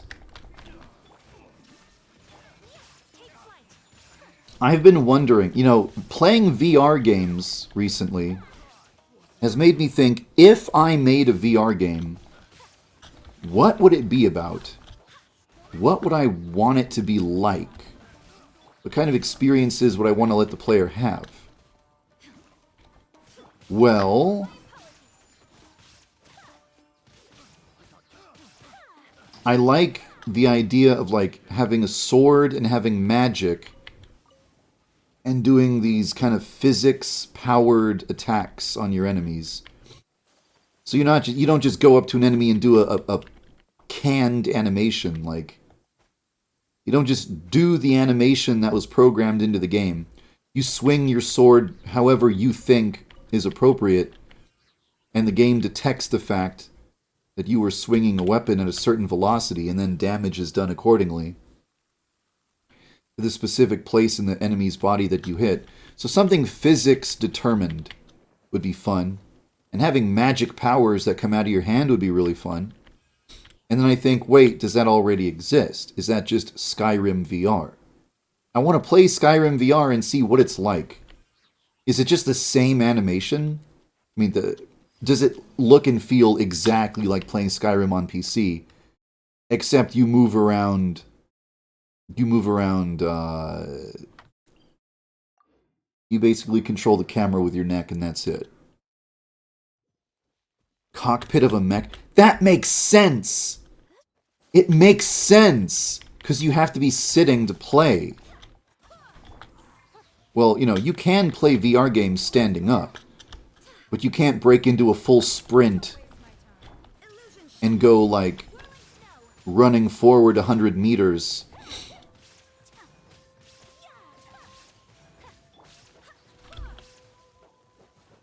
So,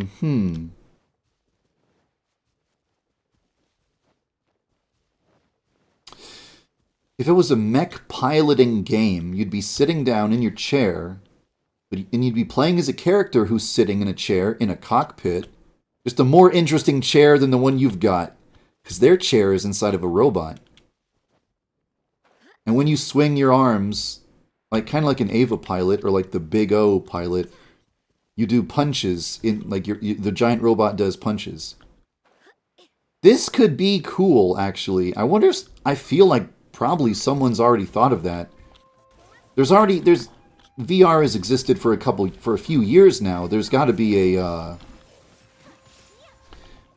mech piloting game. The question is, does it suck? Is it cartoony or is it realistic? Because if someone has made a mech piloting game, but it's cartoony as fuck, I'm like, nah, nah, nah, nah, nah, nah, nah, nah, nah, nah, nah. I want to be a badass. Nah, nah, nah, nah, nah, nah, nah, nah, nah, nah, nah, nah, nah, nah. No, no, no, no, no, no, no, no, no. Let me be a cool mech pilot. I don't want to pilot some cartoon robot.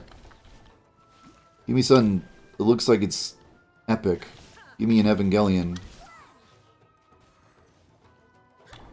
These enemies are annoying to fight. Fuck you.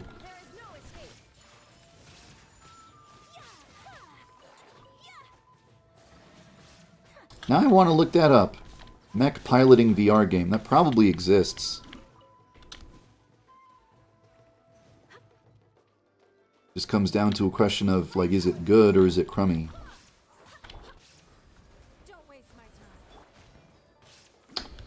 Trying to fight this guy over the water is really annoying. I remember Steel Battalion's controller and all that. I remember all that.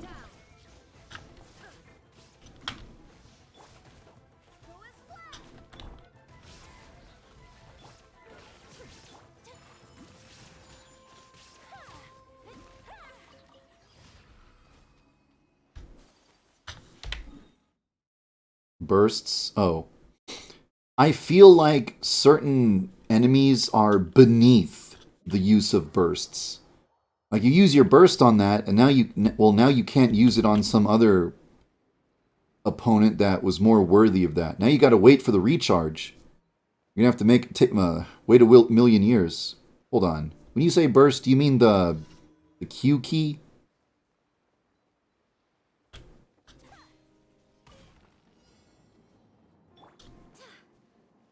There's so many times where, like, I'm fighting a boss and I'm thinking, holy shit, I wish I had a Yaka's Q ready. But her Q is not ready right now. Damn it, I could have killed the boss in one cycle if only I had used the Q at the right moment. A UAV? Aerial vehicle? Shit, this is bad.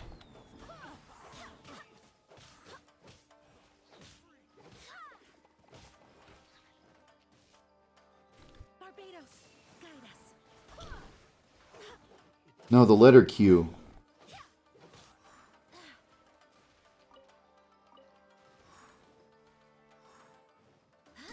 I do use the Q attack. Why, Feline? Well, okay, 1 second.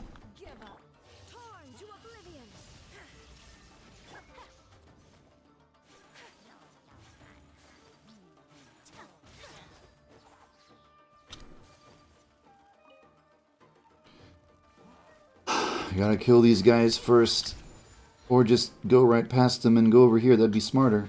Now's a good time to use this. I thought that an elemental burst was when, I thought a burst was when you use two elements and then they combine. Maybe that's called an elemental reaction, not an elemental burst.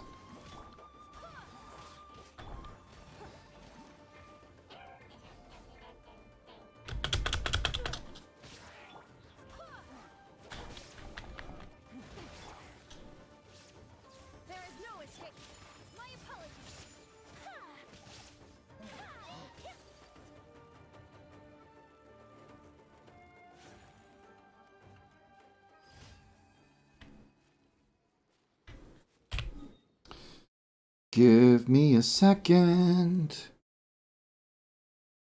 Gotta log into Steam. Yeah, I don't like being trapped in a bubble because you have to mash the space bar to get out. And mashing the space bar is like painful on my thumb. Like, that's not fun to do.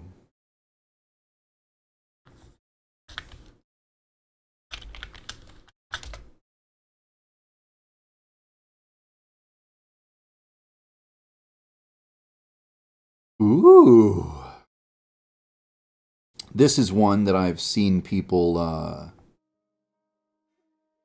that seems fun and funny. This one right here. I've received a gift. Job Simulator. In a world where robots have replaced all human jobs, step into the Job Simulator to learn what it was like to job. Okay, that sounds like a funny premise. Devi, since you seem to be enjoying VR games a lot, maybe you could give this one a try. Hope you enjoy it. Best wishes, Feline. Thank you, Feline. I'll give that one a try. Thank you, thank you, thank you, thank you.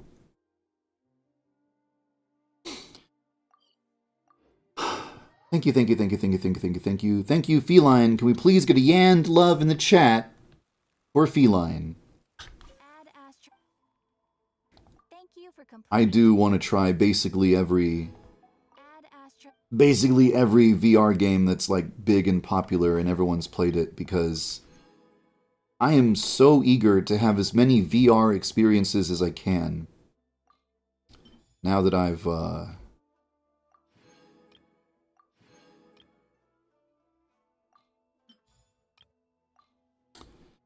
discovered oh shit, fuck you. Amber, I didn't mean to send you out.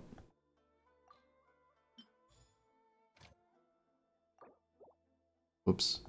Now that I realize... How do I put it into words? How do I explain how I feel about VR? How do I explain it? It's this brand new experience that's way, way more fun than I expected. That seems like it has so much potential. And I want to explore that potential and see what it's like. It almost feels like I've been missing out. And now I finally can stop missing out. That might be the feeling. If I had to summarize it with a short statement, I wish I had gotten into VR sooner because it's so much fun. It feels like a waste that I wasn't playing it all up until this point. Shit. Would I like to make a VR game? I was just talking about that a second ago. I was saying if I was to make a VR game, what would I want it to be like? And I was thinking I would want it to have swords and magic, which makes me think of trying out Skyrim VR to see what it's like. To see if, like, the game I want to play already exists. But I like the idea of having a companion in the game who follows you around and does stuff in the world with you. If it was just like, you know, how do I put it? When I played Resident Evil 4, the fact that there's Ashley is there with you, that adds something. But much of the time, Ashley is not on screen, which makes her feel less relevant. She doesn't really actively participate in combat. She's actually kind of a hindrance because she's always getting grabbed, or sometimes, you know, you might accidentally shoot her or something. So it's like, theoretically, you should be happy when you get Ashley in Resident Evil 4. You should be like, aw yeah, now there's a cute girl with big boobs who's going to follow me around everywhere. Aw yeah. But instead it's just like, wow, you're a hindrance. Why can't you be more useful? God damn it, you're in the way again. Oh shit, she got grabbed again. So I'm thinking, what if there was a game where you have an ally who's a cute girl, and they travel through the world with you, and you go on fun adventures together to stop the evil bad guy who threatens the world or something like that. This seems like a concept I'd be interested in exploring. Especially if it's like, if it's you and your perfect ideal dream waifu adventuring together, then like you can, kill some enemies, loot some treasure, complete a dungeon, and give your waifus like a pat on the head and like caress her cheek lovingly, and she'll be like, "Oh, I love you, darling. I'll always be with you." It's like you don't really get that out of most games. The feeling of being able to like interact with someone directly with your hands. It seems like it's something that's divided into like the porn game category. It's like if you're interacting with a person with your hands, that's a porn game. Or Surgeon Simulator, and that's it. And if you're going on adventures, you're not like hugging someone or head patting someone or caressing someone's cheek. What if there was a middle ground? A combination of the two things. You're going on adventures in a fantasy world and you've got swords and magic, but you also have your waifu companion, and over the course of the game, you build up her affection for you to where she's hoping you'll pat her on the head and stuff, and you can actually do it within the game, because you've got your VR hands ready to pat.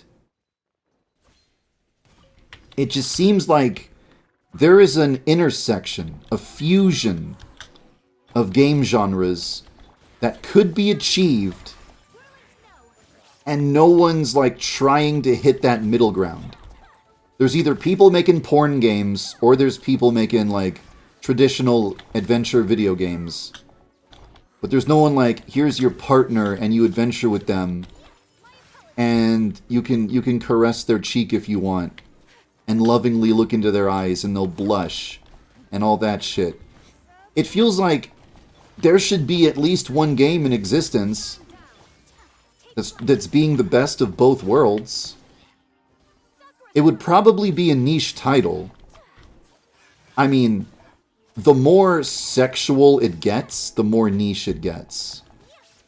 The more no one's going to be willing to take it seriously or recommend it to their friends or admit that they've played it or want to buy it and have it there on their Steam library page, publicly humiliating them for the rest of their life. So it's like, you want to make the game classy enough that people will take it seriously and buy it and play it, but also have that element of there's a character, and you can, if you want, you really could just reach out with your hands and interact with them the way you want.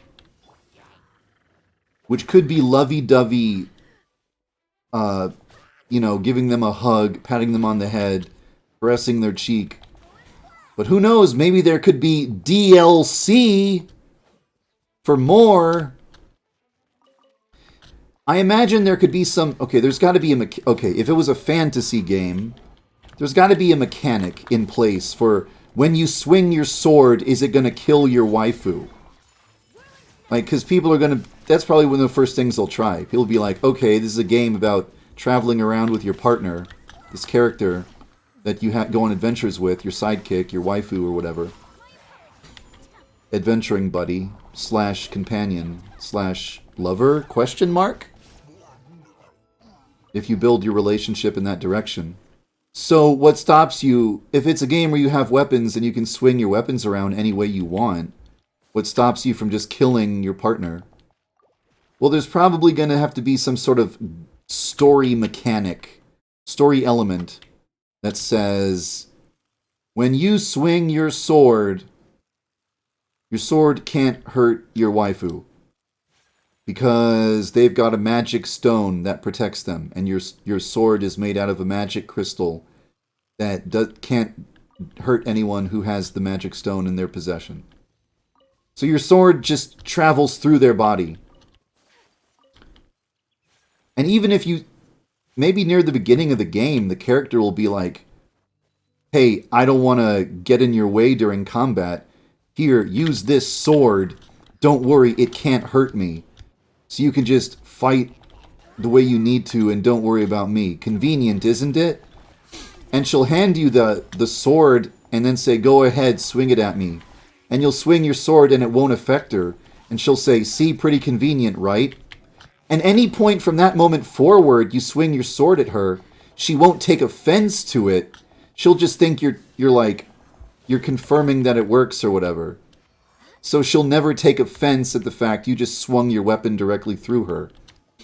Because it's been established since the beginning of the game that it's neat and convenient that you have this magic crystal sword that doesn't hurt her, or whatever. And she probably has the same type of magic crystal sword.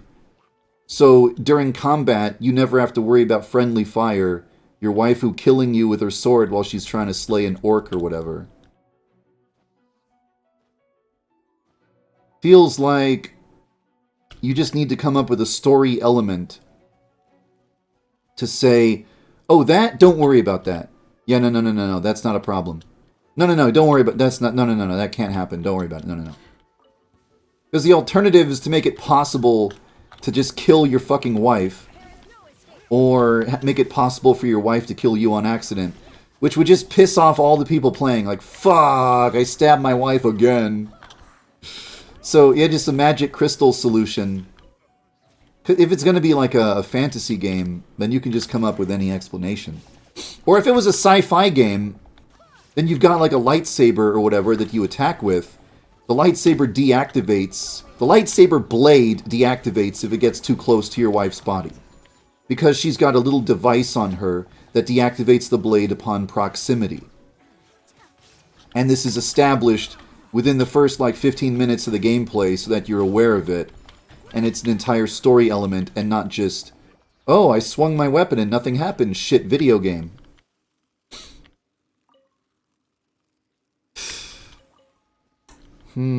I feel like I started talking about that as part of something else, and now I forget what I was originally talking about at the beginning. I only brought that up because it was relevant to some other thing I wanted to say.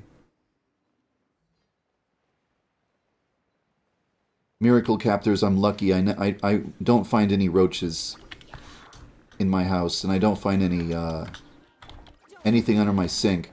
Every now and then a cricket shows up, starts being an asshole, being a noisy little piece of shit. I'm like, shut the fuck up. So anyway, if it's established in the game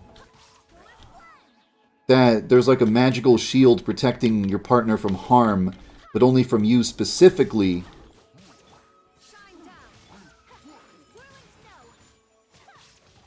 maybe the magic crystal prevents your hands from getting too close to her body. So then that would be why you can't just start groping and squeezing her 5 minutes into the game. So then it can't just be like a sex porn game where it's like, oh, you're here to adventure in the wilderness. Oh, you're just fucking fondling the waifu. Oh, you're just grabbing the partner. Oh, okay. Oh, alright, you're just fucking her within the first 5 minutes of gameplay. Oh, okay. Instead, it's like, nope, there's a magic crystal story element, meaning you can't just touch her anytime. So then, it's $5 DLC to deactivate the crystal.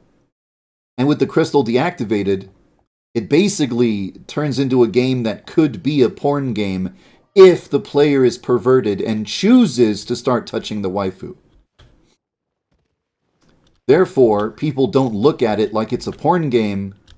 They look at it like, okay, it's just a game with precautions and safeguards against the player being a fucking pervert. But also, the player could be a pervert if the player is that type of person. It's on the player. The onus is on you. It's your fault. You're the one who bought the DLC to turn off the crystal. We didn't say, buy this DLC to squeeze and grope your waifu. We just said, oh, hey, here's $5 DLC to turn off the crystal. Yeah, that's the thing. Is that... Actually, have you ever seen porn game Patreon pages? Porn games make so much fucking money. Hold on a second. Highest grossing adult game Patreons. Top Patreon adult games.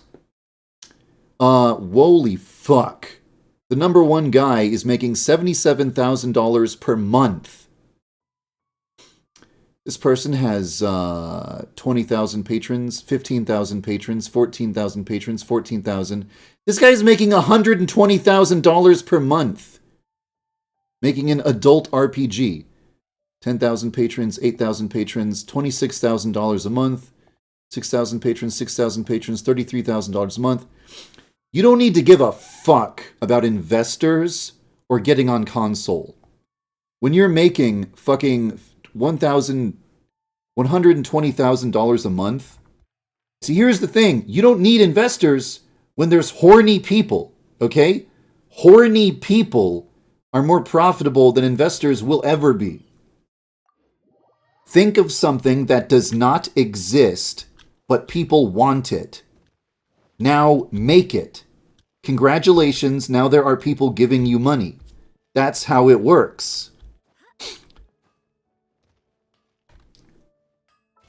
Sometimes think of something that doesn't exist, that people want, but they don't realize they want it yet.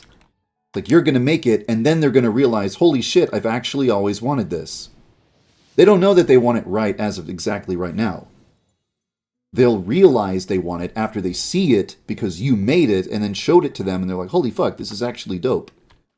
What's that? You want $2 a month on Patreon and I can have access to this? Yeah, $2, that's like less than a fucking burger at Burger King. Yes, give me this adventure game where I can go through the wilderness with a sword and magic, but I also have a hot babe following me around, and I can grope her and squeeze her if I upgrade to $3 on Patreon.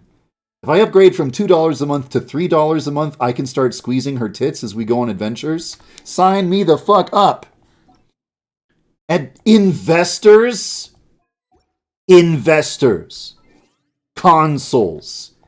Don't even worry about it. Hey man, don't worry about it. As if that's the important part. As if that's what matters. I just logged out of Genshin Impact without checking something first. I have to get back into it now. Horny people are the most depressed? Maybe it's like, if you're depressed, you're looking for something to cheer you up. So you go looking for a porn game or something. Maybe? You had a virtual guy to solve your daddy issues. Wind Trace? Why did you laugh, Mekira? Are you laughing at me? Why are you laughing at me? Allowed the community to make mods and shrug its... Can't control the community! Hey guys, wink wink. Yeah, you cannot squeeze the boobs in the game I made. Wink wink. Oh yeah, there's a single line of code that prevents you from doing it. Wink wink. Sure would be a shame if someone was to mod the game and remove that one line of code. Wink wink nudge nudge. Oh boy, I sure do hope that the community of my video game doesn't mod the game, nudge nudge wink wink, and remove the one line of code located right here specifically, and then make it possible to basically turn the game into a porn game. Gosh, I hope it doesn't happen. E for everyone, by the way.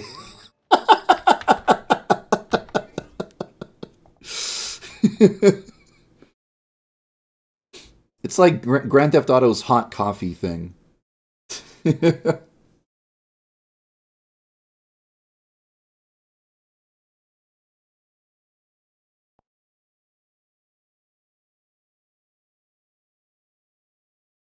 Hot coffee says hello.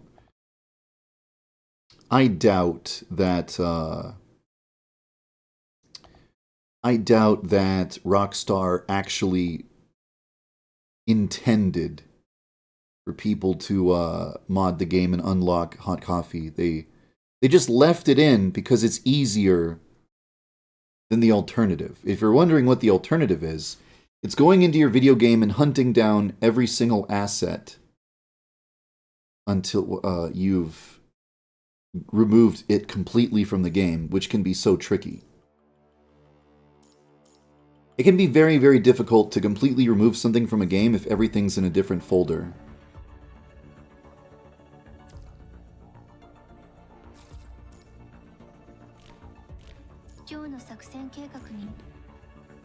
I wanna click her boobs and see her react. And say, "Kya, you pervert! Don't touch me there!" This was Azure Lane, that's what they would do.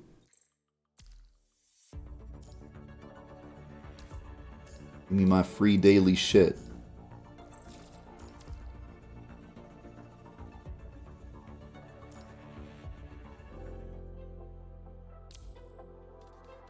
So hot coffee is still in the definitive edition of San Andreas.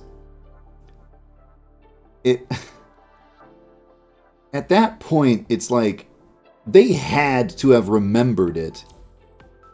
You can't, like, Rockstar can't go back to Grand Theft Auto without remembering that hot coffee was a thing. So re-releasing the game with that content still in the game, it's either an oversight of ridiculous proportions or they did it on purpose.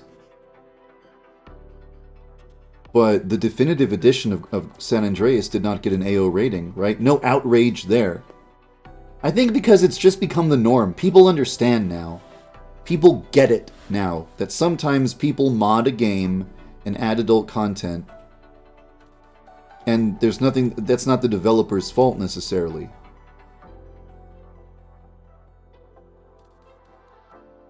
Fan comic, I hope you have fun.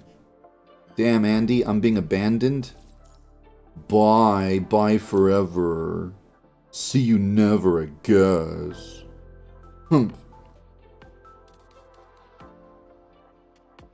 Pretend to follow the rules of the road. Yeah, I tried that for like 5 minutes, and then I said, this is boring, and I went back to beating up hookers with a baseball bat. Going out to buy cigarettes.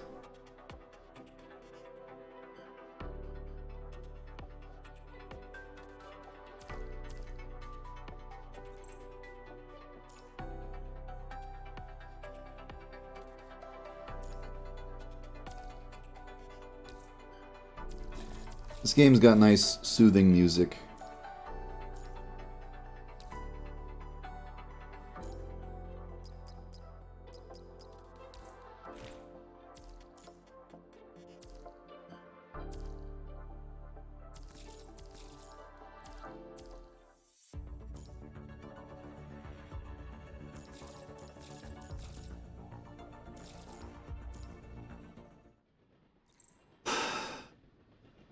It can take like 5 minutes to get into a match on this game.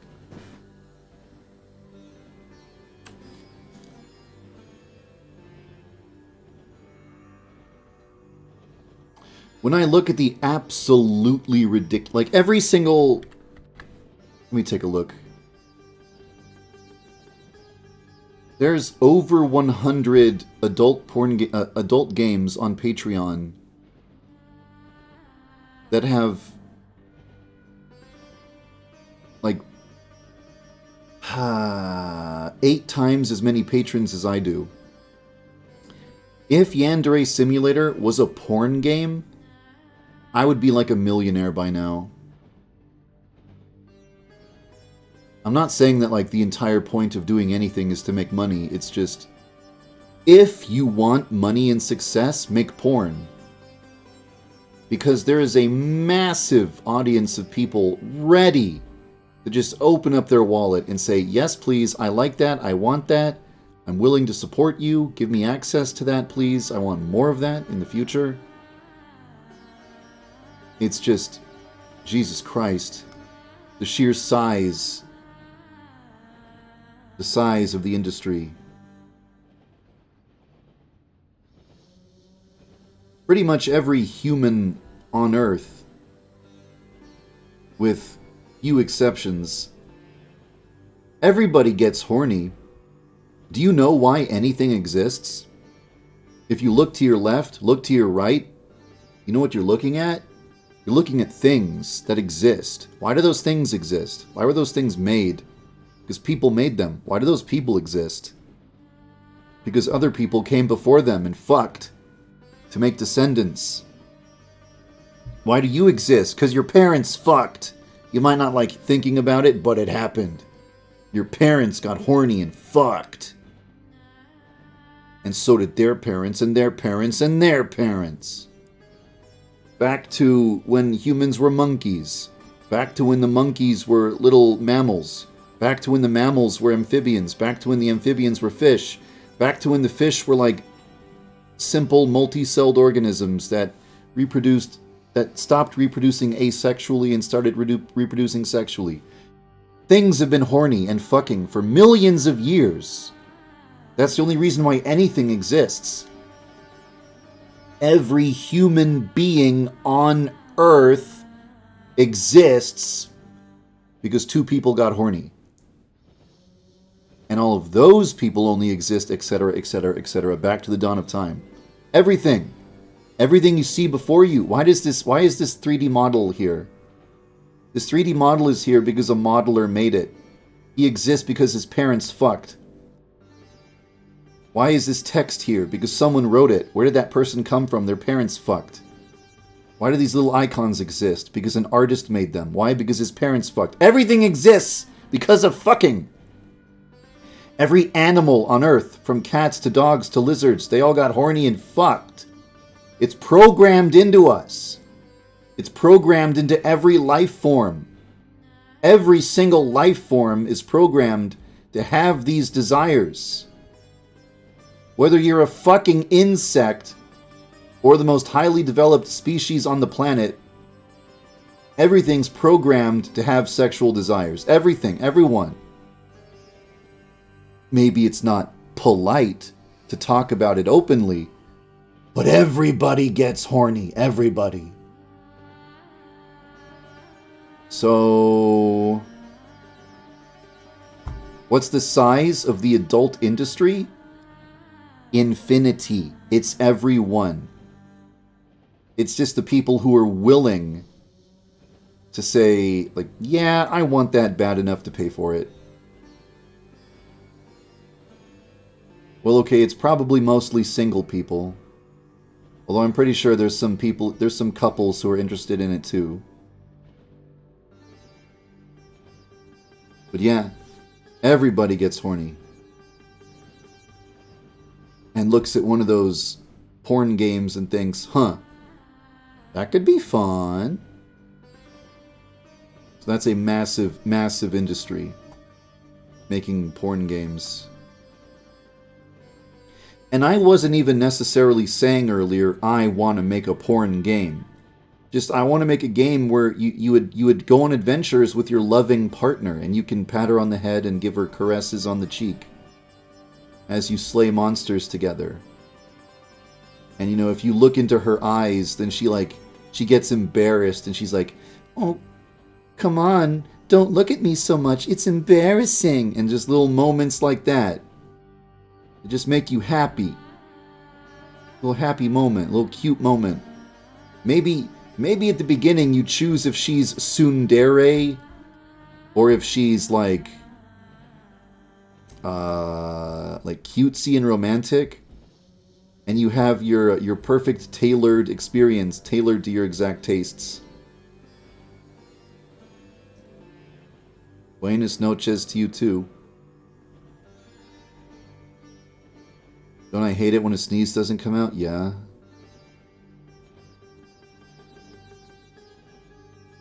Stop bullying! I've been waiting for 6 minutes for this match to begin. This takes too long. There's too few people playing this game. I guess it's not a popular game.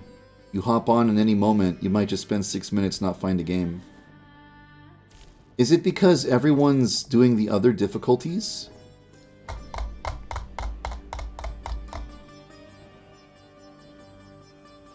Maybe nobody wants to play medium mode?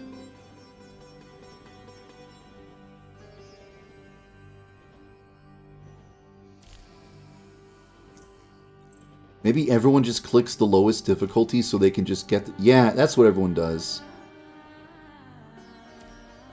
Everybody who plays this game just wants to get this over with.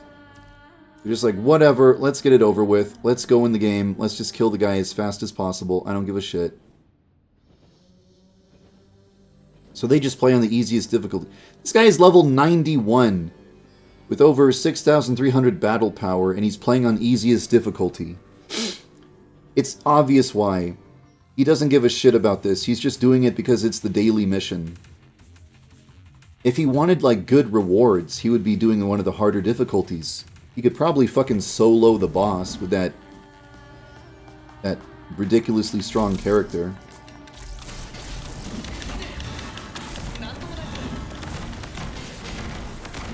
This boss's health bar is just gonna fucking disappear. He's just gonna get annihilated.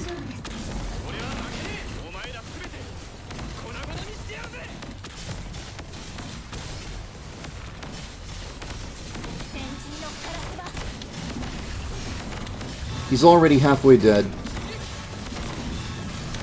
Took 30 seconds to take out half his health.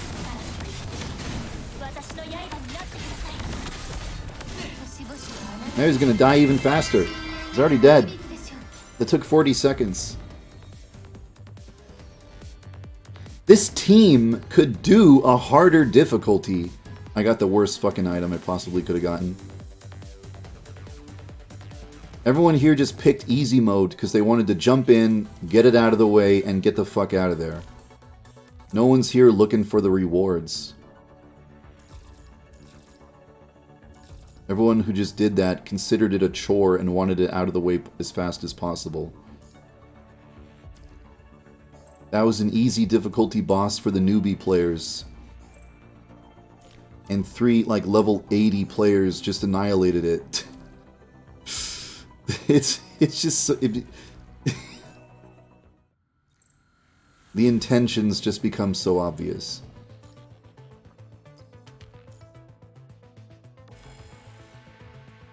"40 seconds, just like my ex in bed." Hello, Yagmer.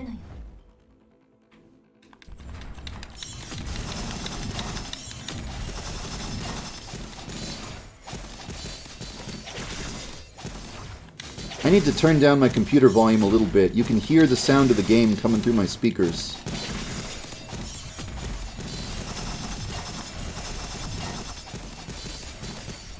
I want to work on a game like this so badly.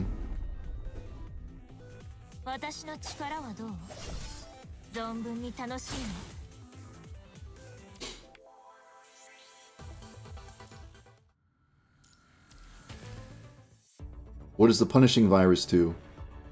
It turns you into a corrupted, which is like a zombie. So just consider it a zombie virus that's sweeping the globe. And that's a good enough...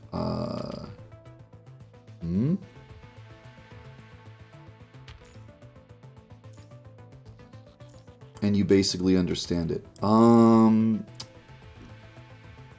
Huh. This is not as expected, but okay. I really hate this boss because he's got one move that just seems impossible to get around. I do not know what the game expects of me. It's like if you wanted me to have done something, if you wanted me to be able to survive that attack, you should have made the attack more survivable. Fuck, I'm already almost dead. Shit. God fucking damn it, I didn't want to die that soon. I forgot what button I assigned to, shit. This move!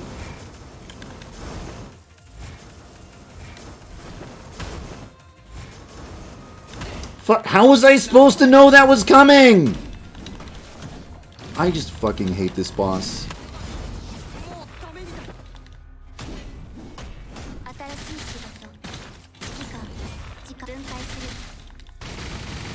Doing this with one character who died like within the first 10 seconds of the battle just makes it so much more painful. And that move right there, you can't fucking dodge that shit. I hate this fucking boss.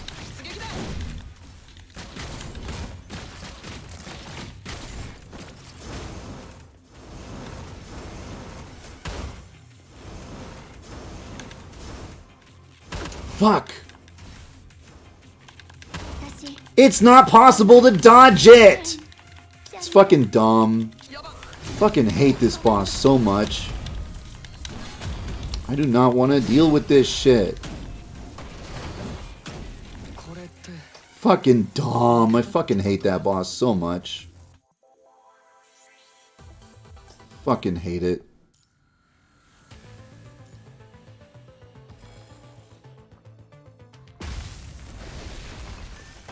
Adult gacha game, huh? Your recent artwork of Okaruto and Homura was really nice.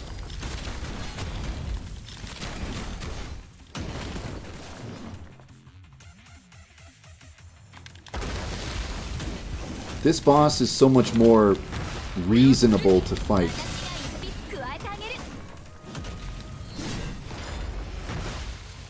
You see the attack coming, you dodge the attack. Easy, it makes sense. It makes sense for a video game. It does not make sense to have this whirling, spinning blade of death and this guy who just goes invisible, and you don't see his attacks coming anymore. That's just stupid and annoying. You'd think that just completely different people designed every one of these bosses. Because some are reasonable and some are just like, what the fuck were you thinking?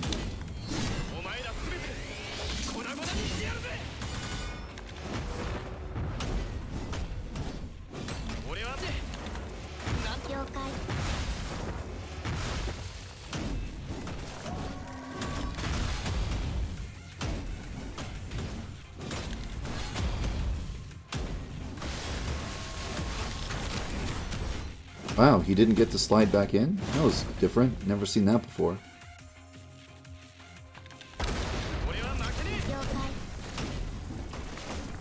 The only thing I don't like is that this boss takes forever to kill.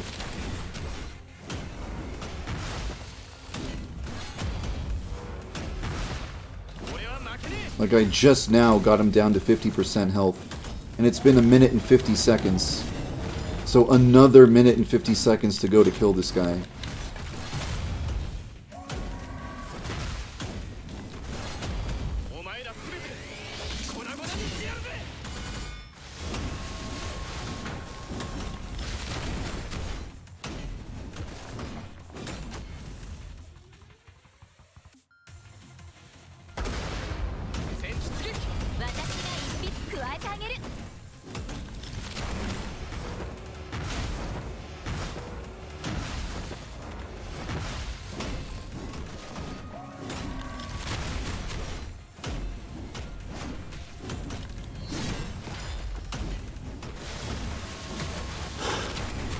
Imagine evolving to be a creature that smashes your prey to death by just slamming your body against them. Well, that could be considered like a rhino or something. But there's no giant worms that do that. Oh, and also this is a robot. So no evolution taking place here. He's gonna die after this.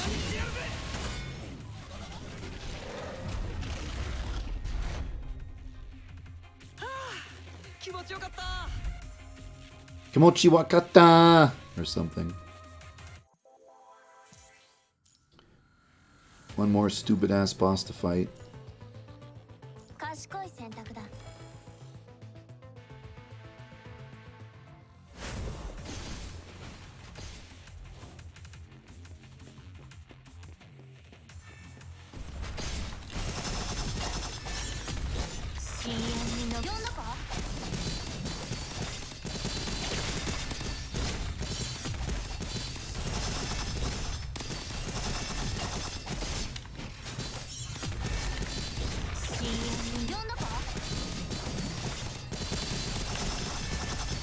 I like the combat in this game a lot.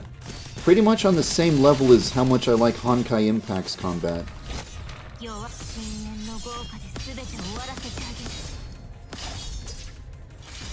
I like the style of this game so much. The enemy designs, the art style, character designs, the way the attacks look, The way the UI looks, everything about this game I really like.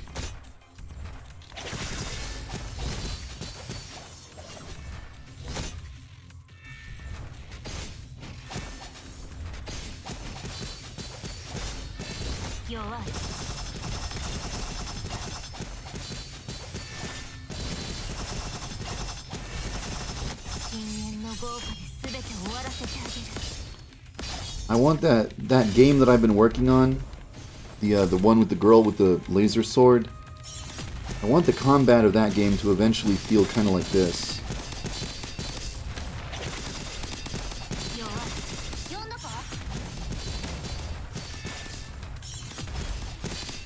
It's kind of weird that a topless little girl just popped out of the top of that thing.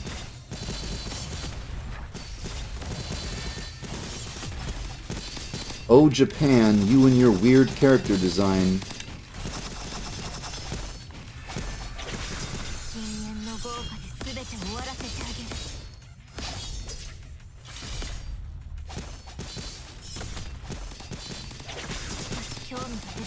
You did not like Last of Us 2, huh?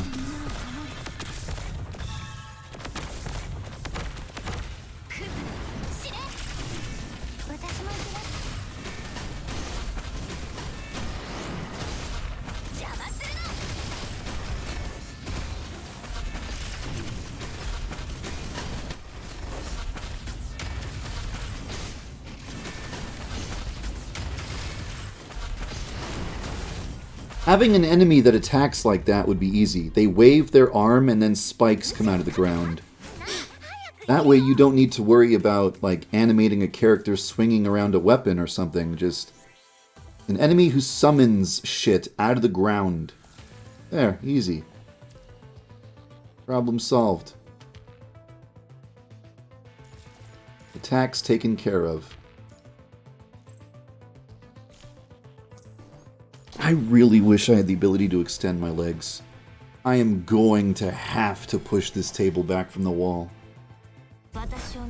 It's got so much shit on it right now, though. I really don't want to just remove everything from the table first.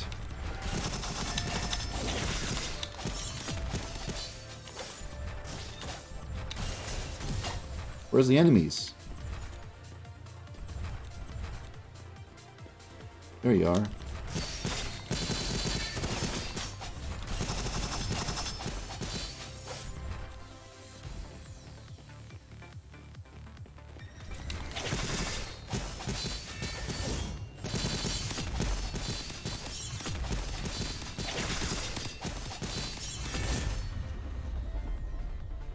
Redesigns did I do? I made it look a lot more modern. And I went with a white color scheme. So white tables, white carpet, white curtains. I replaced my ceiling fan. I got rid of it. No more ceiling fan in here. I replaced it with a minimalist white circular light. It feels like the future in here now. A lot of it is the lighting. I got a lot of new lighting that really sets the mood by creating a glow in certain parts of the room. I really like the way it makes things feel. I had a doorway that was just a normal-ass, plain-ass doorway, and I decided to hang up some, like, translucent curtains. And just doing that just makes it feel more like some sort of effort was put into this place. Hello, not cloudy. Nice to see you. There's still a lot of work to be done. The main thing I did was to move these... Well, not the main thing. A lot of things I did, but... I had this one part of the room had all these bookcases, and one part of the room was a completely barren wall with nothing there. So I took all the bookcases and I put them up against the barren wall. So this created a whole new area that just basically didn't exist because there were bookcases in the way. So I turned it into like my new office area, where my new computer is set up there, and I'm sitting there right now.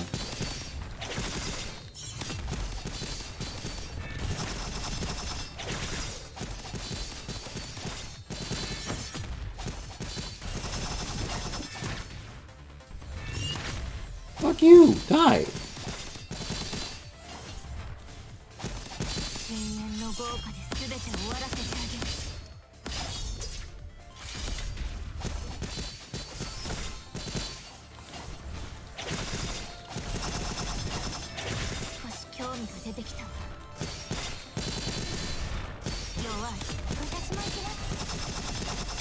I wonder if when you watch this game you can get a sense of what's going on, or if it just looks like a tornado of fireworks.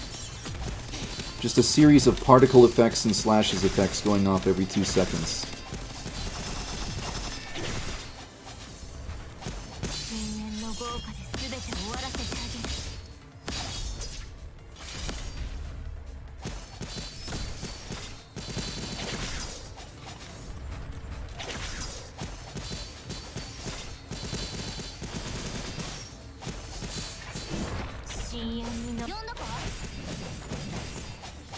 Yeah, this is dumb. They just summoned a boss into this fight, and I have 15 seconds left in the fight. I can't kill this guy within 15 seconds. This is like a minute-long fight. I can get some of his health down. Maybe get his health down to 50% at most, but this guy is not dying. Yeah, he still has 20 health bars left and the time ran out. Fuck was that giant thing I just fought? You know what's interesting in this game? Actually, there's one thing this game does that is really, really fucking cool. So, you go, let me show you. Actually, let me click all these buttons first. Okay, you go to the story mode. So, let's say, here you are, chapter 1, right? You go through chapter 1, you go through all the things, you eventually get to the end, right? You get to this boss. And in this boss fight, you fight against this this giant fat robot that seems to like spray paint everywhere, and you're like, what? Okay, sure, whatever. So you kill the robot, and the robot's like insane, like it's rambling. It just seems to be saying like nonsense, and you're like, what the fuck is this robot talking about? Whatever, just a robot that went haywire. So you just destroy it. You kill the giant fat painter robot, and then you unlock hidden mode. You go to hidden mode, and now you get these story segments where you play as the fat robot. He's a playable character, and you control him. And you see his story play out. You see his history. And then it ends like at the moment before the boss fight you had against him where you killed him. And you learn his history, and you learn what made him go insane. And you learn like his sad, tragic backstory. And it's like, holy shit, that looked like it belonged in a Yoko Taro game. That was some depressing shit. It is just a really nice system that you play from the perspective of the main characters. They encounter an insane robot and kill it, and then you unlock this new story mode where you play as the insane robot before it went crazy, and you learn everything about it. It's a really fucking good system. It's like the thing I like the most about this game. It's good. Be able to see the story from multiple perspectives.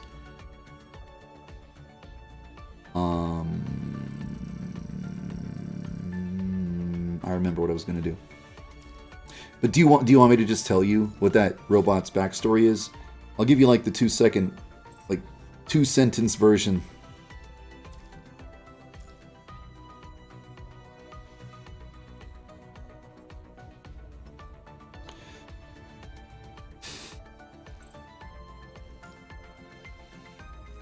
Little Nightmares?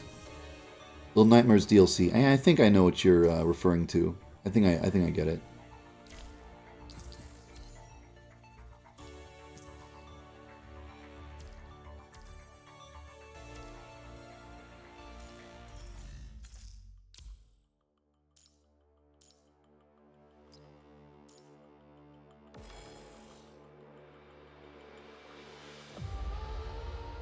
You play as the boy.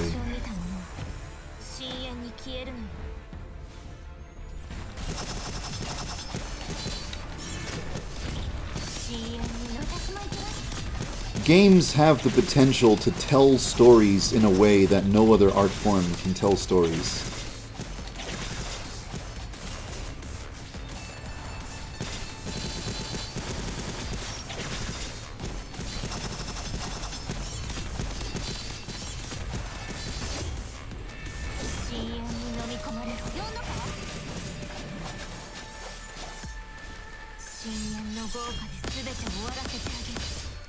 Oh, this character's so fucking cool. I wish I had gotten the, the outfit, the limited time outfit, but that thing was like $40. I'm not gonna pay that much. I think the absolute maximum amount of money I would pay for a video game character to wear clothing, maybe $20 maximum. If it's the coolest thing in the whole world and I want to see it every day. But even then, it's a stretch. I feel like clothing DLC should be like $5. And they had the audacity to make this outfit like $40. Fuck off. No, that's too much. What was sexy is that she was like wearing a thong in the back. And I'm like, oh yeah. Wish I could see that every day. But $40? No, you're crazy. You're insane. Get the fuck out of here. I'm not no. Fuck off. No.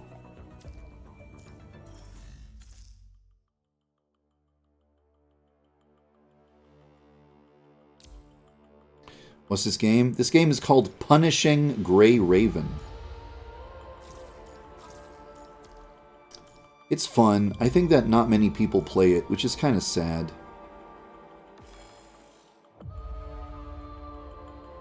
I really like the character designs, and the look and the feel, the vibe, the tone, the mood, the attitude, the atmosphere of the game is what draws me to it.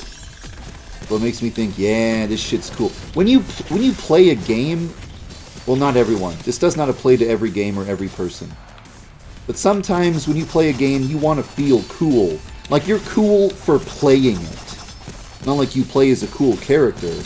Like, oh, my character did something cool. Like you, the player, you want to feel like you're cool for playing the game. And this game pulls that off. For me, at least. I can't speak for others. That's just how I feel. Hello, YandereDev.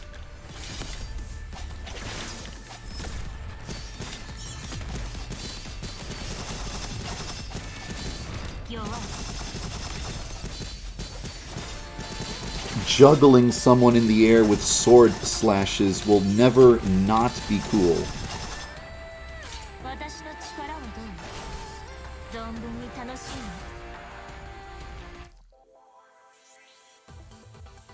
There are a couple of outfits in this game that are so cool, I think to myself, damn, I want that. That's pretty dope.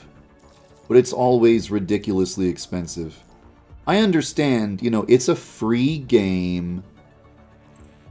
You don't need to pay money to have fun in the game. So they gotta make their money somehow. So they have this whole system where you can buy cosmetics. But, dude, you have to be reasonable with the prices when you do that. You can't just make something that nobody will ever buy because it's too expensive.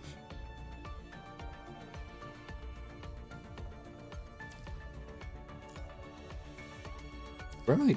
Oh, it's over here. This one I don't think is that great. They should let you preview it before... There it is. Meh. It's cool, but it's not like a must-have.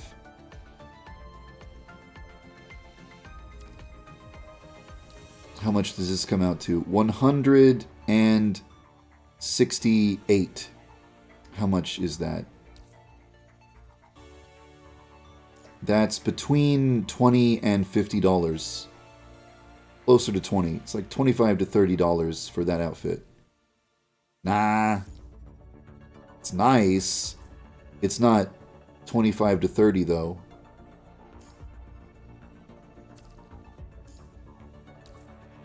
Pretty, cute. Oh, it's only 35? So that would be like $6 and change. But I don't feel inspired to buy it. There's only ever been like one or two outfits that I ever looked at and thought, oh my god, that's actually really good. I actually really want that. What was I gonna do next? I think I know what I'll do. I want to do this mission. It cost 25 stamina. I have 24 stamina. So I have to wait until I get my 1 more stamina. You regenerate 1 stamina like every 5 minutes or something like that. So I have to wait somewhere between 1 second and 5 minutes for that thing to pop up. If you made a game like this, you'd only charge for cosmetic items. Yeah, $5 for an outfit is reasonable. You know what kind of sucks though? Like, let me go back there for a second. Let me look at this. This is deliberate, okay? This is intentional shit right here. Look at this. How much does this item cost?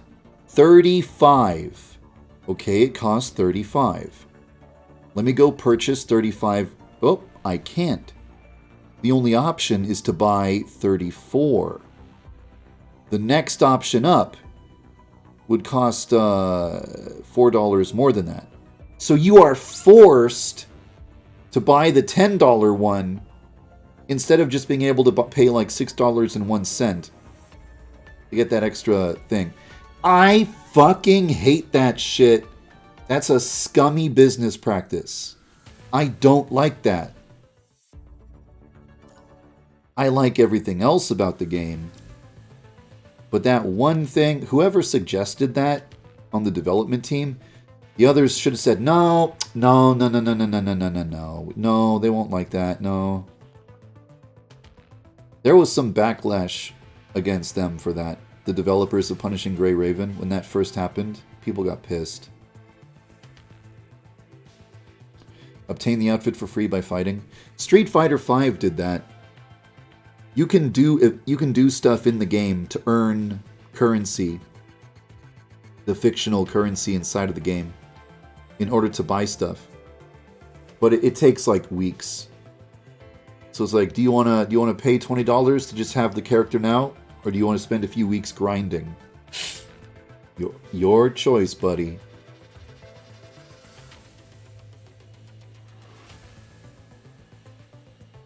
I have to wait longer than expected for this 24 to turn into a 25.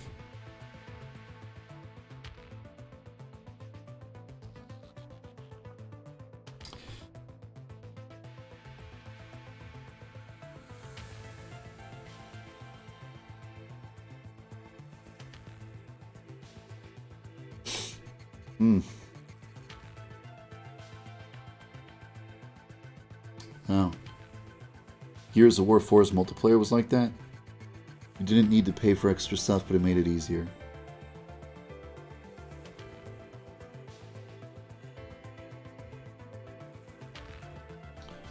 This is a good opportunity to use my tablet to do my dailies in Azure Lane.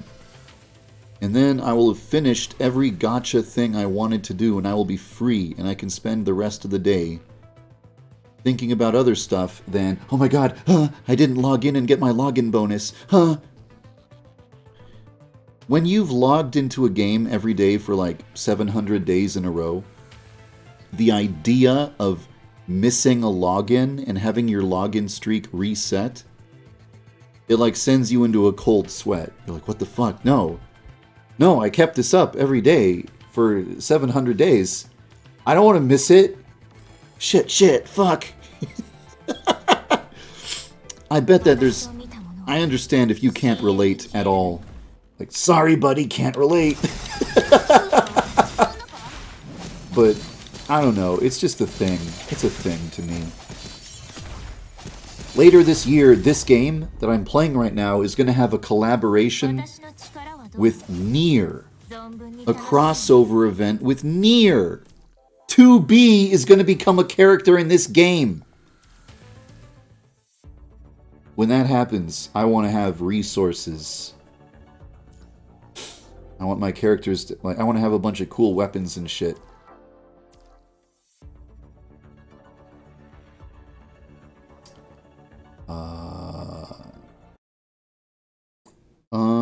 What was it?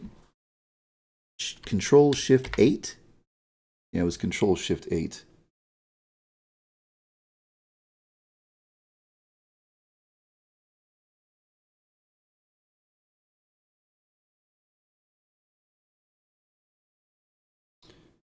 Speaking of Nier...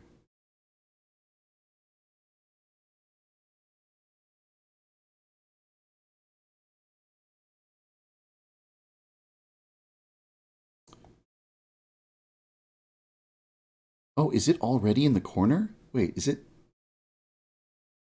Oh, that's just a notification.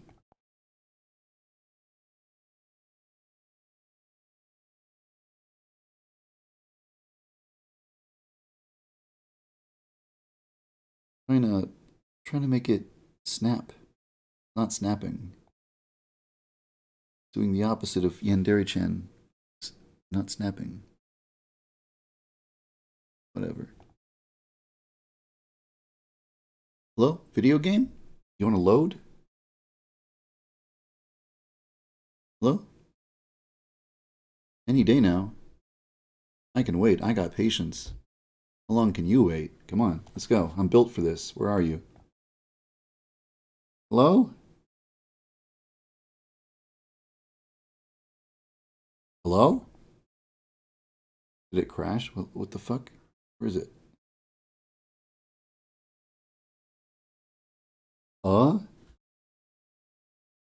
Her?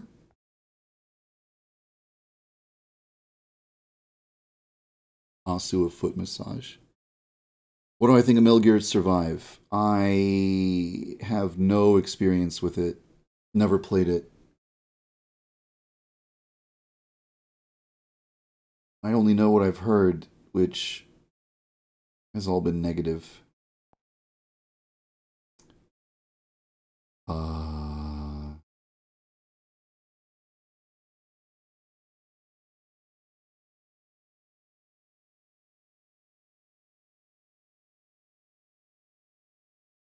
Am I going to have to close it, then open it again?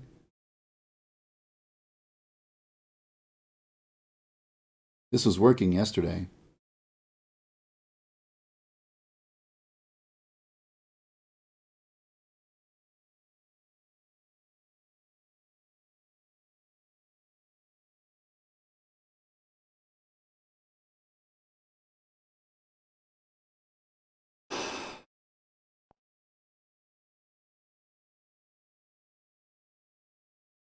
Huh. Why doesn't it want to work? Oh, now it's working. Hold on. It did take about 1,000,000 billion trillion years, but eventually it worked.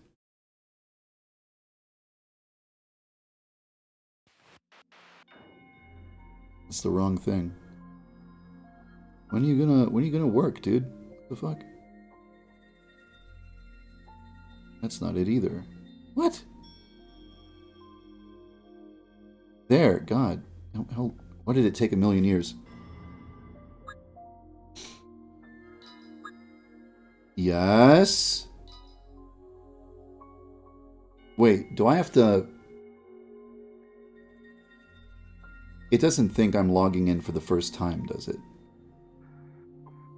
Dragon... Raw jaw? Wait, no, this is a joke, isn't it? Dragging these nuts on your face? Is that where this is going? Man. I'm much busier than I look. Shut up, mama. Got my login bonus. Send to friend support. Take all. Send all. Huh? Oh. Sure, give me a free thing. I got a free thing. Oh, give me another free thing. I got a free thing. Move forward, grab that free thing off the ground. I got a free thing. I like that. Now I'll go into my menu. Now I'll collect all my free things that I just got. Yay. Oh, yeah, give me that reward. Great. Oh, I can get a free thing by doing this? Okay, I'll do it. Sure. Give me that free thing. Give me 20 of them. Cool. Oh, I got a free thing. Neat. What's this? I can get another free thing? Cool, I'll do it. I think that's the success of these games. I understand these games. I know what's going on. There's this constant positive feedback loop. Do an action, get a reward. Do an action, get a reward. Do an action, get a reward. It's a Skinner box. It's like you've got a little neuron. It's like you've got a little electrode connected to your brain, and pressing a button will stimulate the electrode, which sends an electrical signal to the part of your brain responsible for pleasure. So you just press the button over and over in order to continuously feel pleasure. Give me the free item. Give me the free item. Give me the free item. Pleasure, pleasure, pleasure. These games are a fucking psychological trick. Or should I say trap. These games are something you get suckered into playing. And then you feel like you have an obligation to continue playing them because you've built up a streak. And if you stop playing, that would be a waste of all the time you've spent on it so far, so you gotta keep playing. Oh, there's a collab coming next month that you're excited for. Gotta prepare for that. What is this? Is this a video game or some kind of dystopian torture device that tricks you into thinking you're having a good time? There's probably been long essays written about the topic of gacha games, whether they are an evil on society. There's something sinister going on here. Whoever came up with this idea, it was probably an evolution. There was an evolution that took place until things eventually reached this point.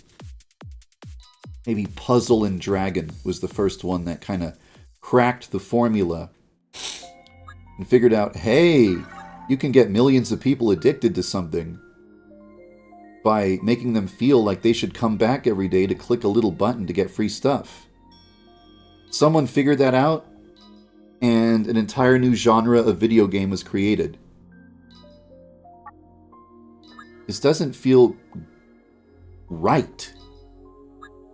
Sometimes something feels good, but it doesn't feel right. It feels like a trick is being played on me. It feels like I've been manipulated into doing something. And I'm somehow having fun doing it, but is it fake fun? What is fun anyway? Oh shit, I should have done the battle manually so I could have gotten a knockdown on the boss. Hope I remember to do it tomorrow.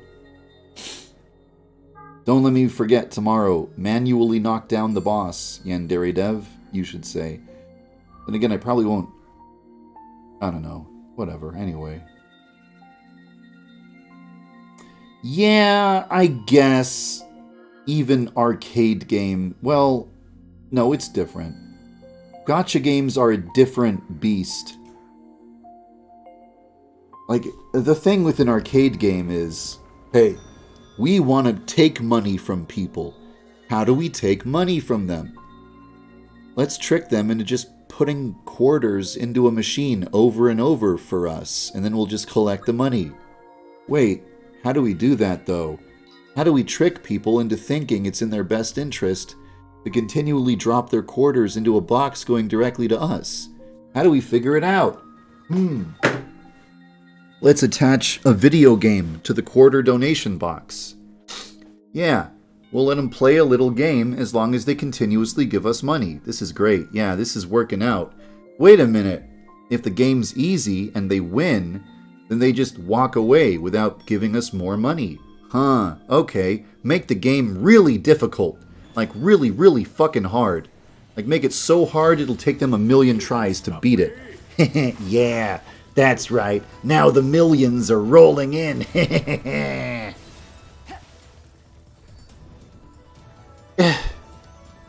It seems evil. I'm sure that there's somebody on Twitter with a Karl Marx avatar who will look at this and say, well, yep, that's late stage capitalism right there. Yep, yep. See, this is why we should all be communist. Viva la revolution, comrade. Workers of the world unite.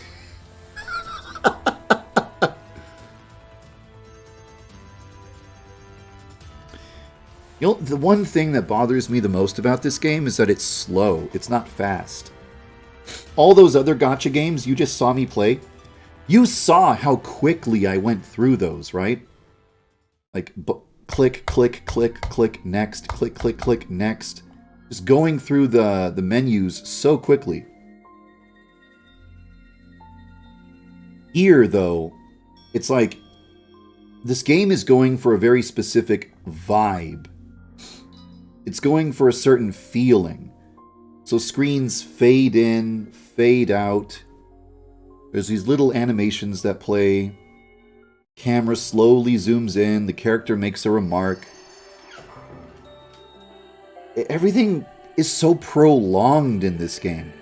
Playing this game after playing other gacha games, it feels like walking through molasses. It's so slow. It's just difficult to maintain your enthusiasm for it. Plus, the buttons don't react very quickly. Things are delayed. Things take a while in this game. This is my least favorite part of my daily gacha trip. Coming into here to do... Excuse my dick right now? Did you just fucking crash? Did you just fucking crash? Bitch. Well, let me try it again and hope it doesn't crash this time. The sad feeling of, I guess I'll just hope it doesn't crash.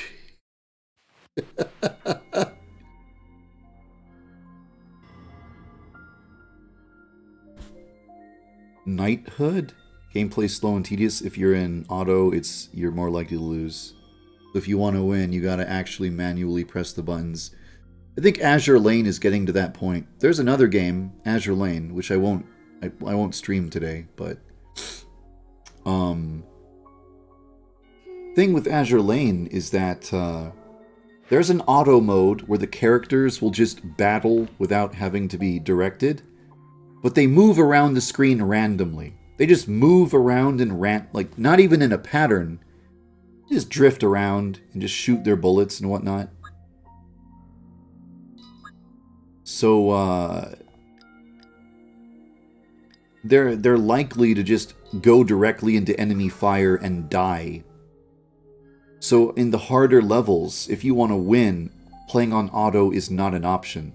You have to be manually playing to beat the harder levels. Which kind of stings. I beg your excuse me? This right here, this part takes too long.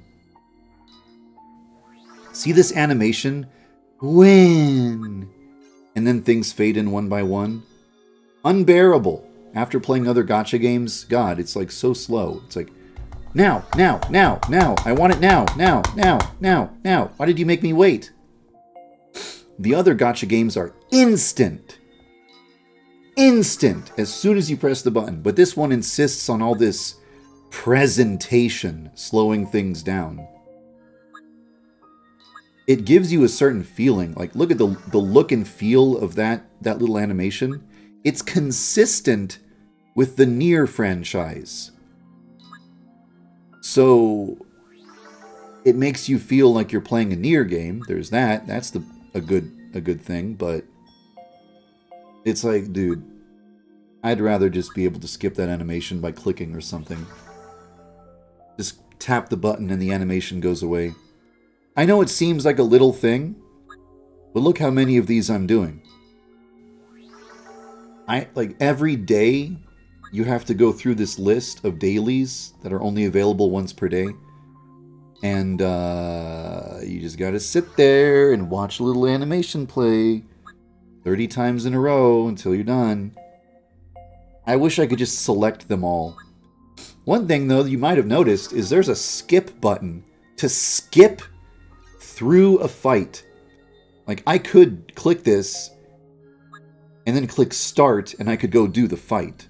But nope, I'm going to click the skip button and I'm going to use up a skip ticket.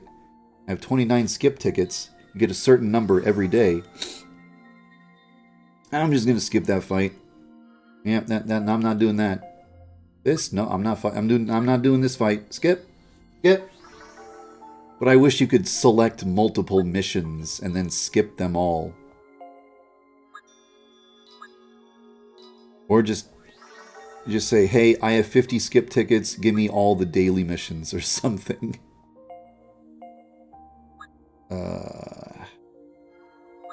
This is what I want, the Zenith's Brilliance. I really want a Zenith's Brilliance, but they're so rare. It's like a 1% chance to get them. Nope, didn't get one. And doing these dailies is the best way to try to farm them. Oh, we're not good enough for your time? I thought you were having fun! Fine, go ahead and lose, and we'll make it feel like it was your fault.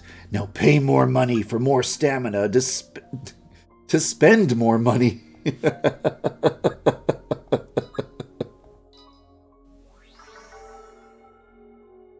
Pay money to have more opportunities to spend more money.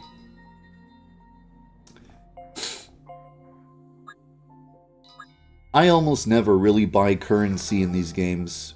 Unless it's like, there's an event, it's ending in 1 hour, and I've not yet obtained the event exclusive character.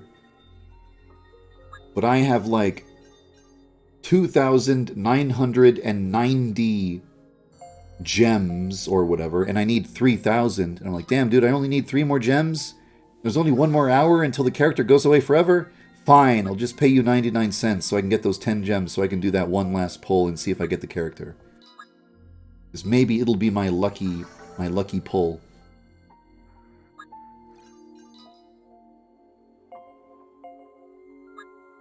Cool character designs, though. Look at this. Well, he's not on the screen right now. Look at this guy. He's cool looking. It's a cool looking character. Badass. They knew what they were doing with that one.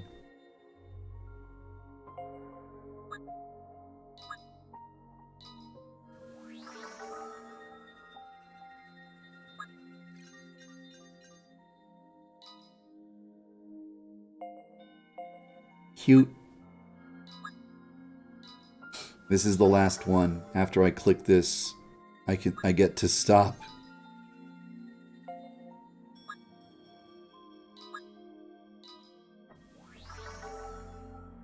Wow, guys, I won. Aren't you proud of me for winning? I'm so happy that I won. Now, because I wasn't even paying attention to the rewards I was getting. I go into here. Can I upgrade this? Nope, I can't. See, this is the thing I want to upgrade. This thing right here. Send. Evolve. There it is. To evolve this thing, I need 1 more Zenith's Brilliance. Just 1 more. Look how skilled my wallet is. Yeah, that's these games, all right.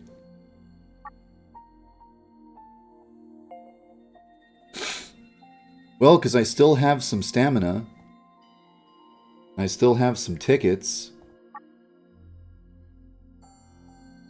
I may as well just...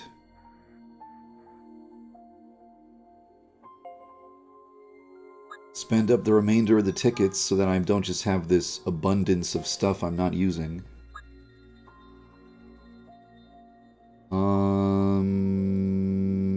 I'll say skip. I'll say use 14 times. Spend up my... I have so many stamina recovery because I rarely have time to pay attention to this game and use up my stamina. Give me the Zenith's Brilliance. Come on, come on, come on, come on, come on, come on. Fuck you in the ass. Want to see me beat somebody up in the arena? I'll do an arena battle and I'll kick somebody's ass. How about you? I'll kick your ass. I have a 15 battle win streak right now, baby. It's 3:45 a.m. where I am. I'm not sure if I'm going to go to sleep or if I'm just going to stay awake.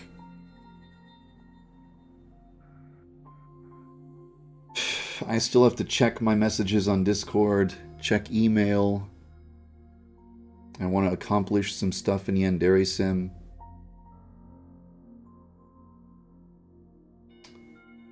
I don't want to go to bed. These anniversary streams threw off my schedule. I had to spend time doing stuff that was not the game. But if I didn't take this time to do my anniversary streams, I would feel so shitty. It's like, damn, I never do anything for myself.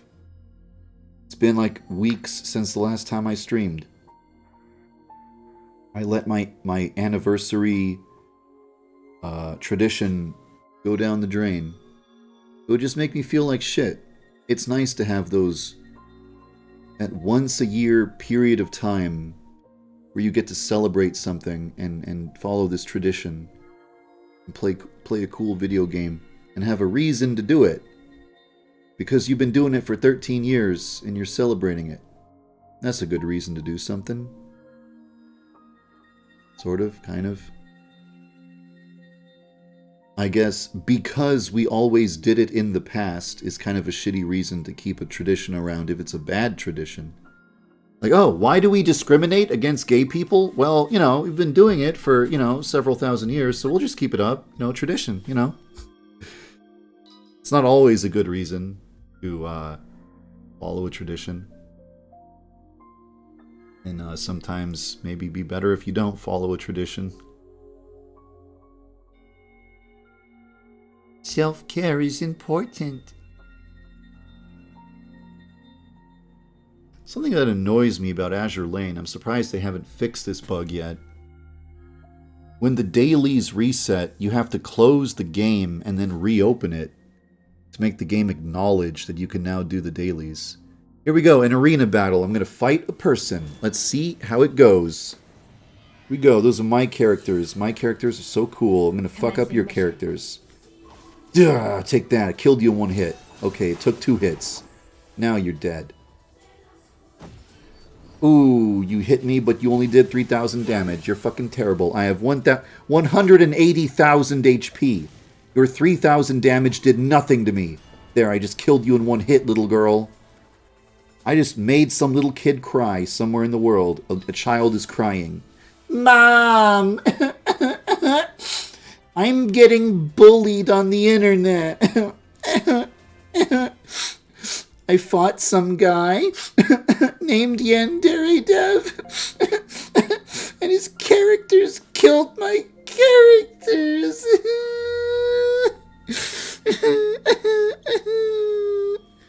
That's what I just caused to occur. I made that happen.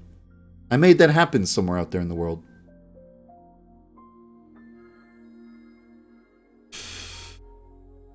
I'll do another because it's addictive to just smash. To smash everything in your path and lay waste to your enemies. It's fun.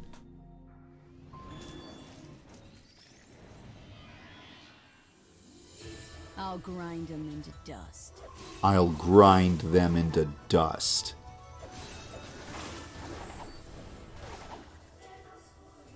This game does look gorgeous. Oh, I have it running at 2 times speed right now, so it kind of looks kind of choppy, but anyway. You can tell what it's supposed to look like.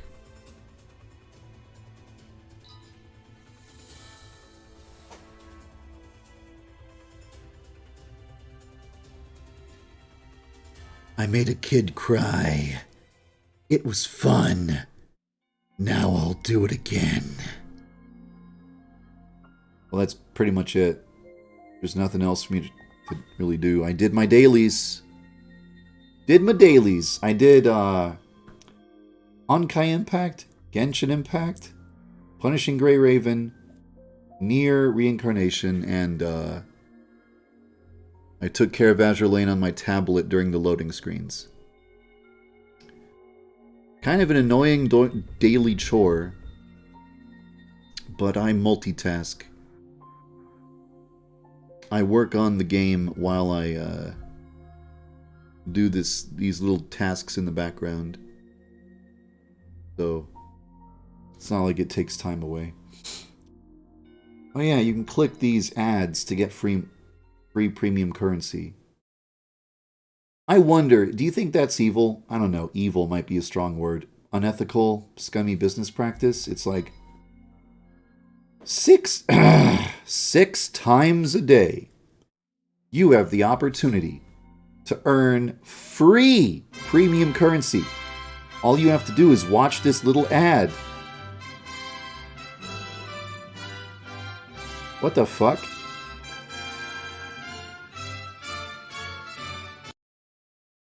What the fuck? I guess that was an ad for TikTok. Why? Why? How? Why? There was a woman in some kind of a jacuzzi with some tigers who looked kind of sad. Two tigers sitting calmly in a jacuzzi, but somewhat a little sad, looking a little bit depressed. While a woman in a bikini just smiles at the camera. I would be scared to be between two tigers. It's running again! It's also snowing. Is that an effect on the screen? I don't see the snow falling into the pool. So I think that means that it was fake snow added in, you know, as an effect. The same ad ran twice. Like watching TV and you get the same commercial twice in a row. It's like, what the fuck? That shouldn't be possible. Give me something good. It was 10. I just... In exchange for wasting like 15 seconds of my time watching a woman between two tigers. Whoa, it changed its orientation. Biggest jumpstart benefits. All of these for free? It's another gacha game trying to get me addicted on it. Nope. I think I already played too many.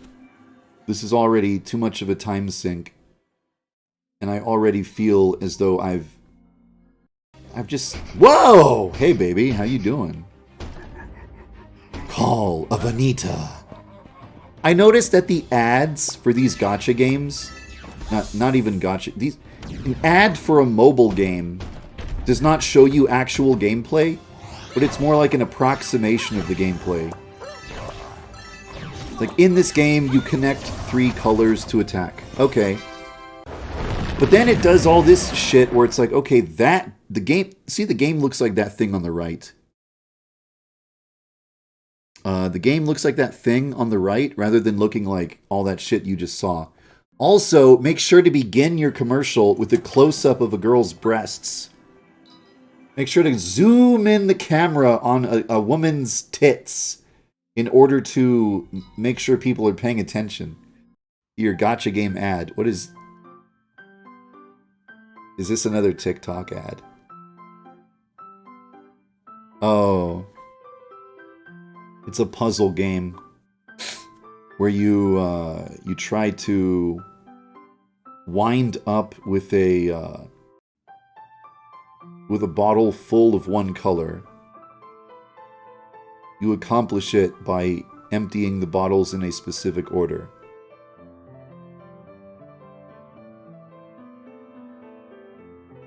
Nice. He did it. Don't you want to do it too? Click here. You know, it's very deceptive that a mobile game ad will have this interface as though you're looking at the game itself, and it encourages you to click it. But if you tapped it, you would just go to the App Store page. There's no interactivity in the ad itself. The ad is not interactive, but it pretends that it's interactive, and it tries to trick you into tapping it, so you just go straight to the App Store page to buy it.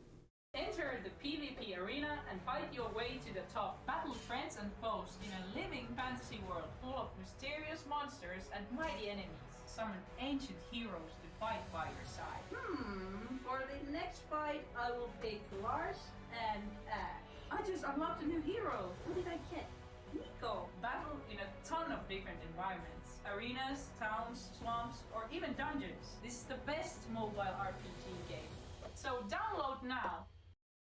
That ad felt more genuine than the others. That was a very traditional advertisement. Clearly one of the people working on the game just talking to the camera and saying, hey, here's what the game's about, here's some gameplay footage. See, that feels a lot more from the heart than like some... a woman between two tigers and you don't know what the fuck's going on. A thing that has fake interactivity and tries to trick you into clicking it. A 3D animation that is clearly not actual gameplay from the game. Instead, just a person talking to you and saying what the game is. That felt so much better.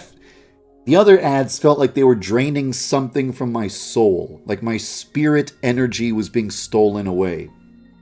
But that ad, at least it seemed like a human... Whoever decided to make that ad had a better heart than the people who were designing the other ads.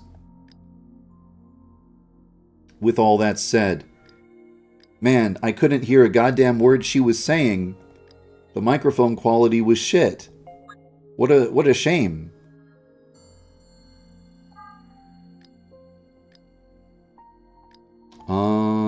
That character looks fucking dope. Oh my god, it's freaking out on the left side of the screen. Let me go look at something here.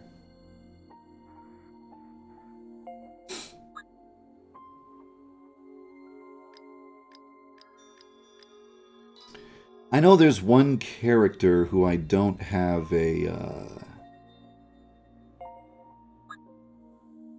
whatever. It's not worth fucking around with this. I have some free polls I could do right now. I could poll for free. Did I pull anything here? That's a cool looking character design. Looks fucking cool. But from behind, she's wearing a coat, so you don't get to see her ass. So it's not very sexy or stimulating. Very disappointing. Very, very disappointing. The other female characters have their ass cheeks on full display, but not her. Terrible. Terrible. You can't tell if I'm being sarcastic. I'm being 100% serious. Wait, about what specifically? When I see that when I see a missed opportunity to put a woman's ass on display, am I disappointed? Maybe a little. Maybe. No ass, frowny face.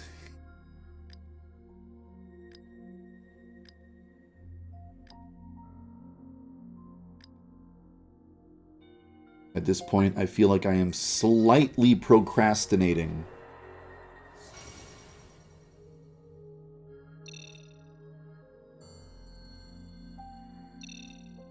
This takes too long. This takes way too long, dude. Someone has to learn from the boob zooming ad. Sorry, Yakult. I explained it before I started doing it. But in this game, there's a mechanic where you can watch an ad to earn currency in the game. You think that's a little bit scumbaggy? That a developer says, oh, you want money inside of this video game? You want to earn some gold? Hey, just watch this ad. You watch the ad, the developer gets real money from an ad view, and then you get fake fictional money to spend on characters in a video game. You think that's a bad system? Is that an evil system? Or is it just like, nah, whatever, I don't give a shit. I click a button, I get free shit. And maybe I get to see a funny video of a woman between two tigers. Hello, Thundra Steve. Evil? I guess it's not evil unless harm is being done. The only thing they took was a few seconds of my time. And if you want to, you can just press play on the ad and then look away. Like, do you think I sit here watching ads? No. I press the ad button and then I go work on YandereSim, and like 5 minutes later I remember, oh yeah, that's right. Oh yeah, that's right, Near Reincarnation. I push the button to proceed, the next ad plays, and I just go straight back to work. These are like, all of these games are things to have in the background. These are not things to give your full time or attention to. These are things that, you know, like when I'm working on YandereSim and I go to school, there's this 30-second loading screen. Perfect time. Just click a gacha game, get some free shit, immediately put it out of my cone of vision as soon as it's possible for me to get back to work. These are all, anything here should be a secondary or even tertiary priority. Oh, you have a fan. That's so cute.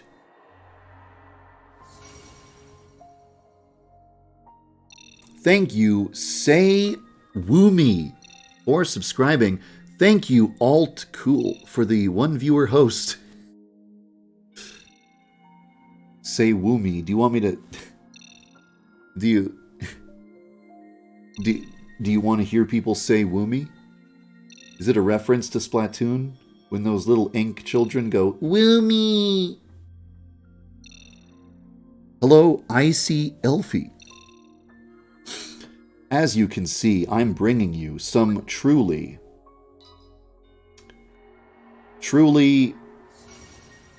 high-quality, top-tier entertainment today. I'm repeatedly clicking a button that gives me free rewards in a video game. Observe the high-end entertainment on offer for you today. In Brazil, they don't pronounce the W. Sayumi?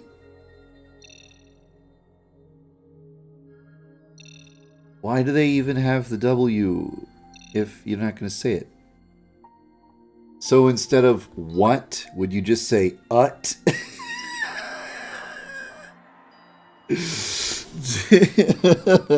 I mean, I know it's in Portuguese, the word what is something different. Probably like K? KKK, is that how a Brazilian laughs? Sayori. I feel like there was an anime character named Sayuri. Long predating Doki Doki Literature Club, by the way.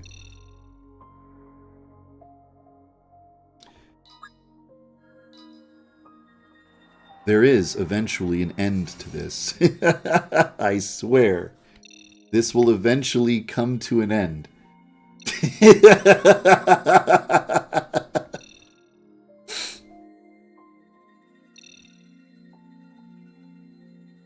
This is essentially a hangout and chat moment. Just hanging out, chilling with the homies.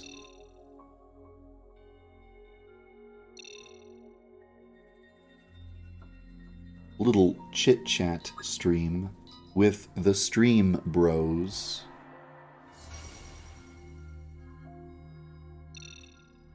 I'm checking my email while this is going on. Nothing is better than chilling with Dev. That's cute. You're very cute. Resources! $, $.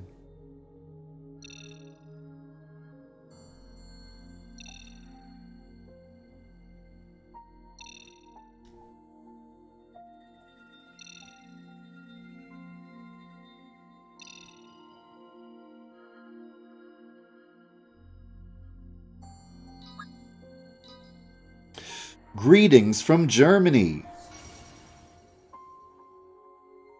7 out. Oh my fucking god.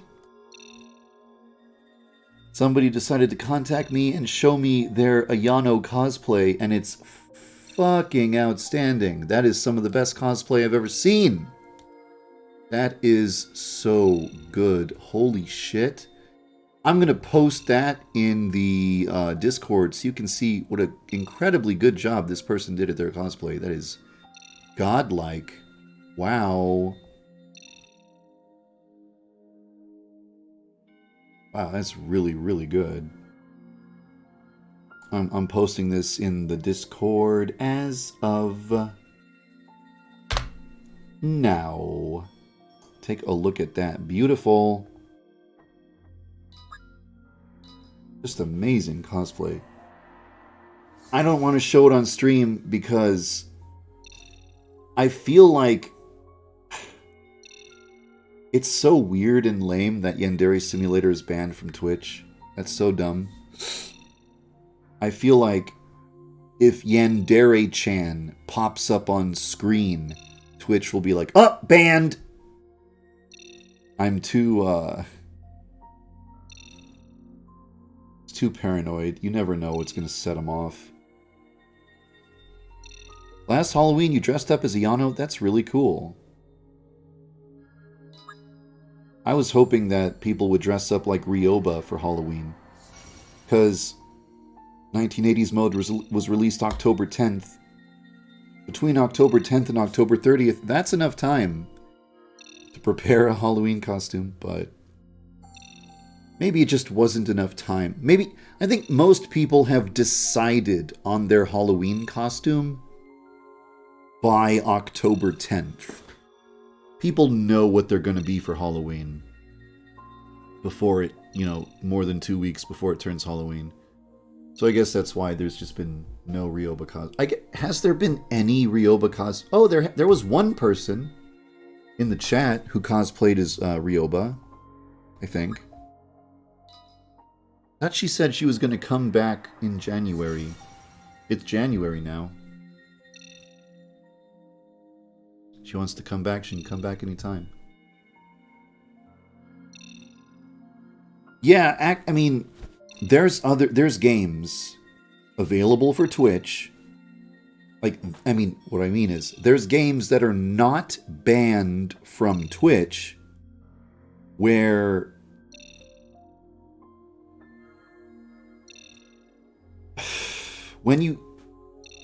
there's something called streamer mode, where you click streamer mode and then certain content won't be shown. I think profanity gets censored, nudity gets censored, maybe certain violence gets censored. So it makes me wonder, like, is Twitch completely fine with that content as long as you have streamer mode turned on? If so, just let me add a streamer mode to Yandere Simulator and everything should be groovy. Right? I mean, it sucks that there's no person I can talk to. There's no point of contact at Twitch for a developer who's... I mean, there's gotta be a way for game developers to speak directly to Twitch when they want to, like, incorporate a feature in their game that'll grab... You know, like, for example, grabbing a message from the chat. Like that game I played, Sewer Rave, where you're a rat going through a sewer and you're talking to other rats. And if you're streaming on Twitch, then it'll take messages from your chat room. And the rats will say messages that people are saying inside of your chat. Which is a nice little touch. It's fun. But, like, if the player wants to do something along those lines, and maybe they need to speak directly to Twitch and say, hey, there's no documentation inside your API for how to accomplish this. Or maybe this is a feature you don't support. Could you tell me if you want to support this feature? Then, like, Twitch is like, oh yeah, sure, we can make that variable accessible in the API. Here's how to do it. But that would only be possible if there was a way for people to speak directly to Twitch developers. So there's got to be a developer point of contact at Twitch. For speaking to them and saying, hey, I'm a developer, here's the help I need from Twitch or whatever. I refuse to believe Twitch lacks the resources to do that. Have someone whose job is to talk to developers. So there should be someone who can respond to a query from a developer saying, hey, tell me if this game's content goes against your rules, or hey, my game was added to the banned list. I'd like to get it unbanned. Please tell me what I need to remove to get it banned. It just feels like something Twitch should support. It makes sense.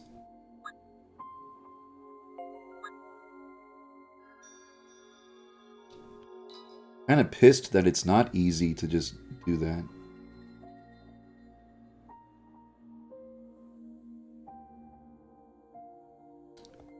Well, if I shrink the game, or minimize the game,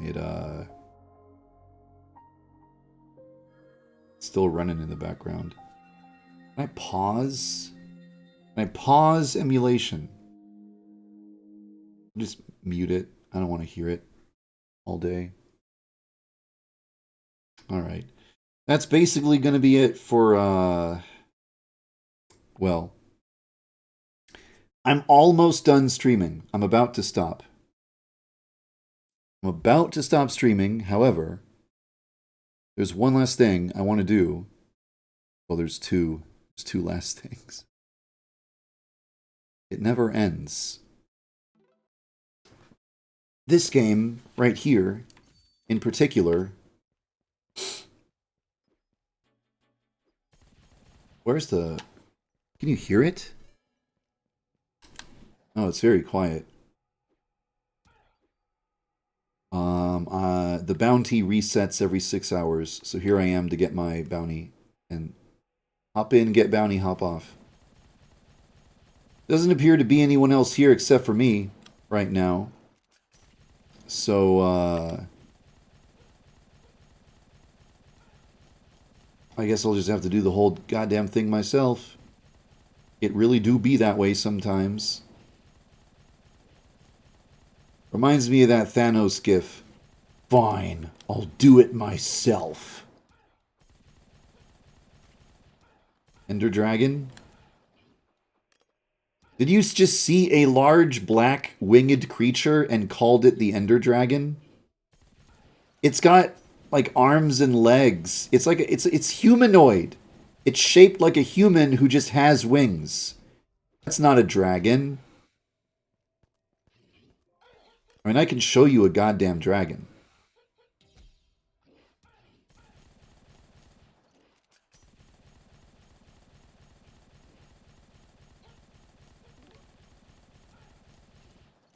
Do I have... Oh, I do have another weapon.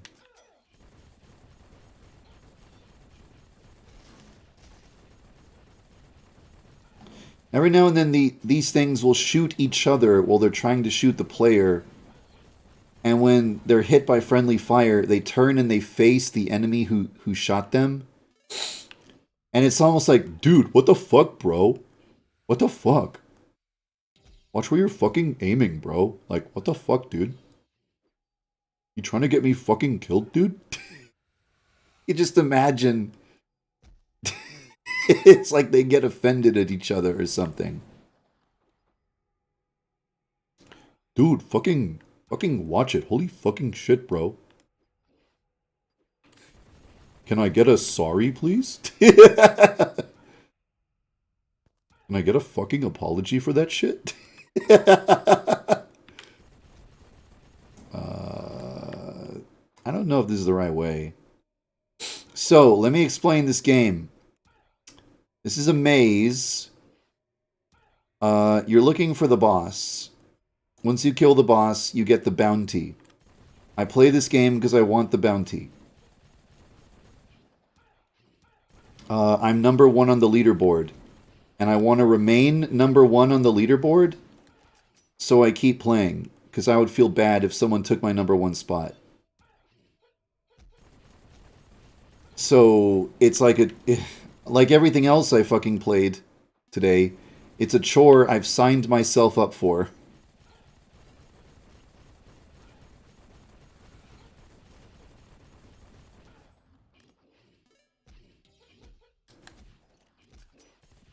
I hope I don't die. Holy shit.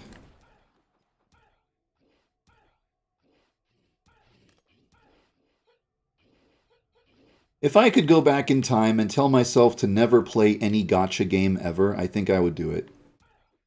I would say, don't ever play any gacha game. Not a single one. None of them. None.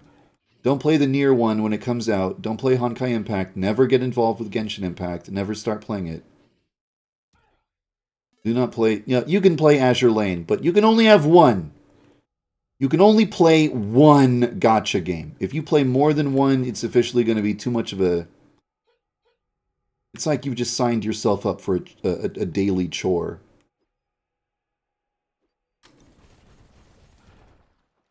It starts to not bring you any happiness. It's just like, well, here's that thing I feel obligated to do, so I gotta do it today, because if I don't do it today, then it makes me feel like I wasted my time all those other days I did it. You could just call it sunk cost fallacy simulator, rather than, like, a fun video game you enjoy playing. Genshin Impact is kind of the only quote-unquote gacha game that's actually fun. That's got fun gameplay. So it doesn't matter that it's a gacha game. But it does feel like it sucks your time. It feels like a thing where you're obligated to log on once a day to do the dailies, and you're obligated to log on and like complete an event to get all the rewards for that event. And if you don't get all the rewards for the event, you'll feel like you missed out. So fear of missing out and sunk cost fallacy, those two things. Fear of, oh shit, dude. Man, I don't want to miss out on this item, dude. No, I don't want to miss out on the exclusive, the timed limited exclusive that's only available for the next 48 hours. No, I have to do it. If I don't do it, I'm going to be sad that I didn't do it. Rather than, I'm going to do it because it has inherent value.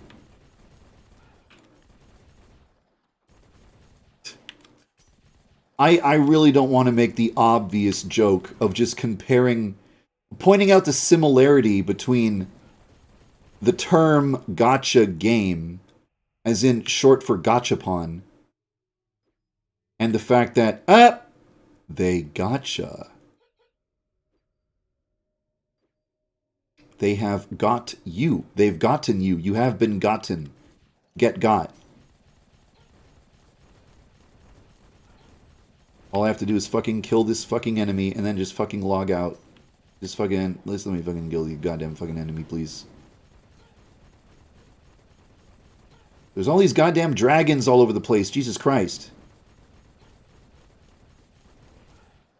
I don't want to die, because then I drop my weapons, and my weapons level down, and then I have to get all the fucking way back here.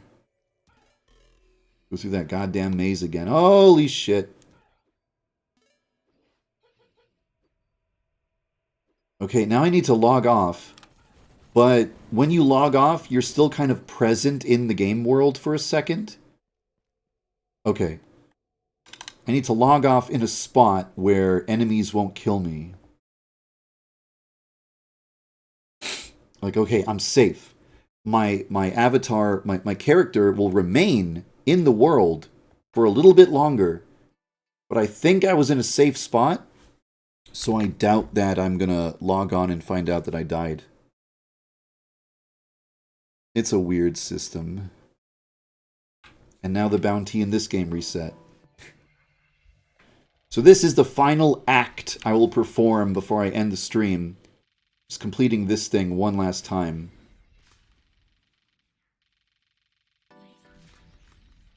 But anyway, like I was saying earlier, A gacha game isn't something you give your full time or attention to. It's like a little way to kill time during something else. Like when I'm waiting for a loading screen in Yandere Simulator so I can finish and get back to work on the game. When I'm uploading a new build in Yandere Simulator, it's a time where I can't be doing something productive at that moment. It's a good time to just load up a gacha game. And for this time, it was basically talking to you guys. I wanted to have a special anniversary stream that goes longer than a usual stream, and where there's more than just Goemon and nothing else. I wanted to chat with the cute little chat room, and just ramble and rant about various topics. And having the gacha games going on in the background during all that was a fun way to accomplish that goal. Plus now I got all this shit out of the way in one session, so now I can spend the rest of my day being productive and not thinking about gacha stuff at all. Not thinking, I didn't log on to Azure Lane and get my daily yet.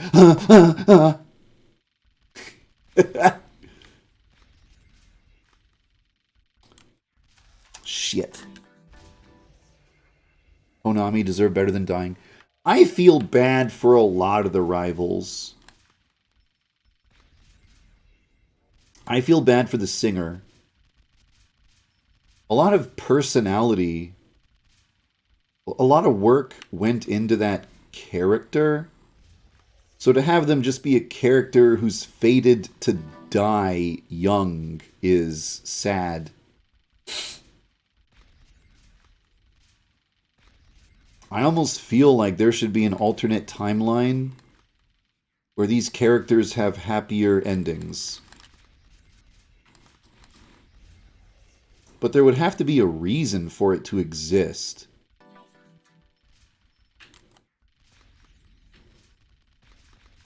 I have an idea. Yeah, whatever.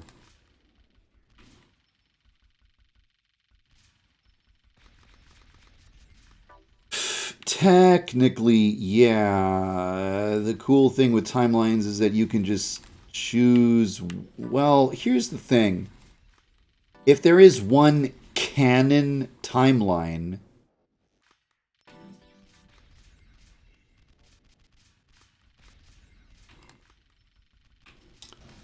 then a lot of people will feel like that's the one... That's the only one worth caring about.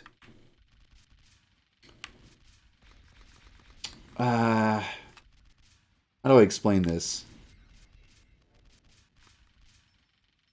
It's like people, not all people, sometimes people will want to give their time or attention or focus to the truth, the facts, reality, like things as they are, rather than a fantasy or an option or a what if or a I'm going to imagine it this way. Some sort of alternate timeline, alternate universe. I guess there are large communities dedicated to AUs, so to speak. A lot of people will put their original character into the game.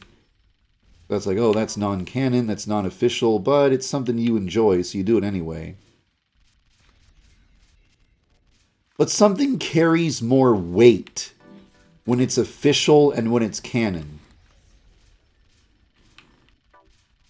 Like if I said, hey, here's a timeline where the singer girl lived, then okay, but that's not the official real timeline. That's just some made up thing. There needs to be a reason for it to exist or else it's not valid. It doesn't feel valid when something is an alternative. I don't know how to choose the right words for it. I don't know the words to get across what I'm thinking. Somebody else out there might understand and maybe can articulate what I mean to say. This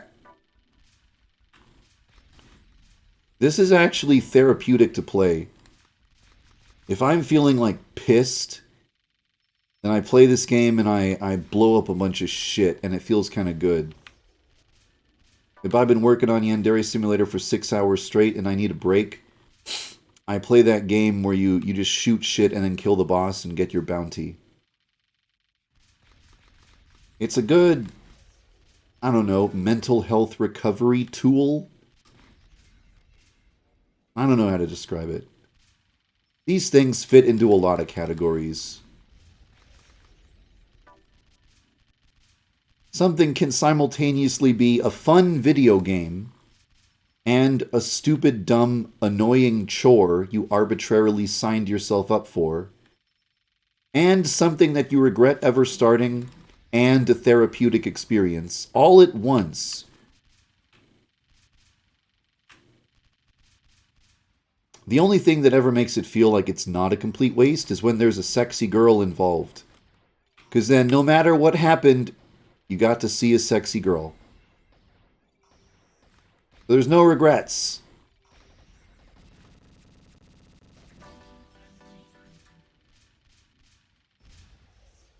I just have to kill this boss. Solar Smash. That game is mobile only, correct? You can only play that on a mobile device. You can't play that on a... whatchamafuckit? Yeah, a whatchamafuckit. That weird thing that nobody knows the name of. A computer! A PC. A personal computer. A Windows operating system. Steam!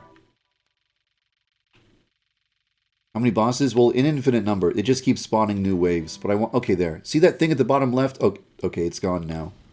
A thing popped up that said bounty up. See my thing that says bounty 4 out of 4? That's what I was going for. Now I got my bounty. Now I can stop. That's it. I'm officially done with all that shit I wanted to do.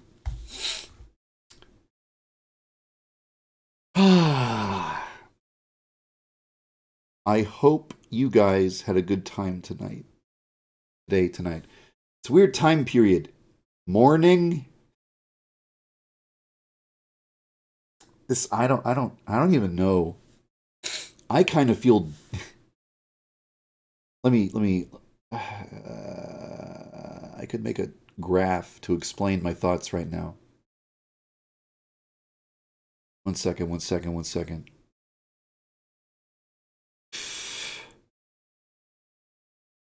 The new, yeah. Sorry. I don't like the fact that Photoshop, whatever, it's probably possible to change that anyway.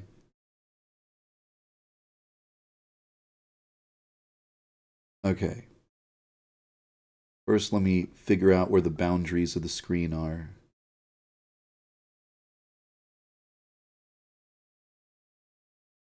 I'm going to make an image. And then I'll sell it as an NFT and become a millionaire. Fuck, that was the worst fucking rectangle ever. Fuck, it's even fucking worse now. Fucking whatever. Anyway. So here's the stream, right? So maybe it started at... When did it start? 8? The stream started at 8. Now it's 4:30 a.m. And I know the time is different in every country. Time zones. I know. Not the point. Point is that like some people joined the stream and then they eventually had to go to bed, so then they stopped. So here's like 12 midnight. 12 is like the midway point between 8 and 4. 12 hours for here, 12 hours to there. So people had to like leave, right? And so like here is where I beat the final boss of Goemon. And I started doing other stuff. So maybe there's people who like they began watching the stream, but they're already done. They never even got to see the end of Goemon.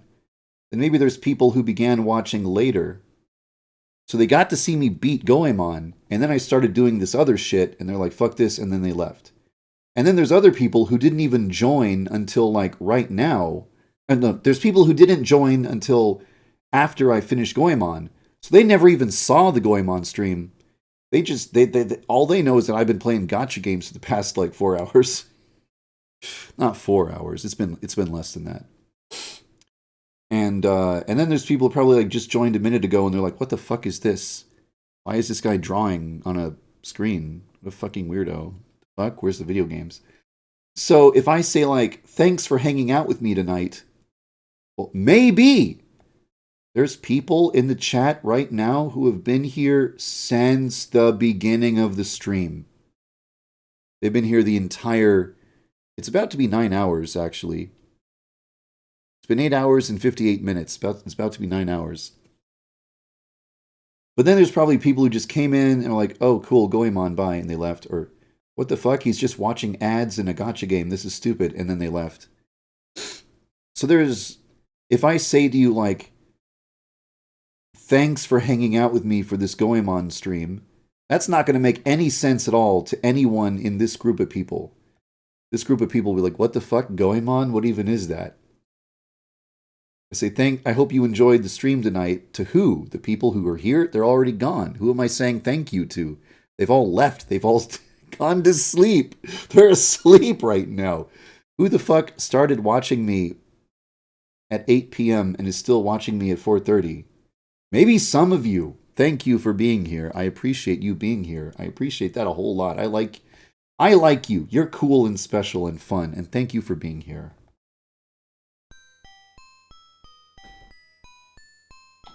Regardless of whether or not you started watching 9 hours ago, 3 hours ago, or 5 minutes ago, thanks for joining me. Thanks for watching. Thanks for hanging out with me. Thanks for spending time with me. Thanks for keeping me company. I would have been lonely without you. I'm glad you were here. I appreciate you being here. Thank you. Thank you for joining me. Thanks for watching the stream. I hope you had fun. No matter which parts of the stream you saw, whether you came in at the beginning or the end,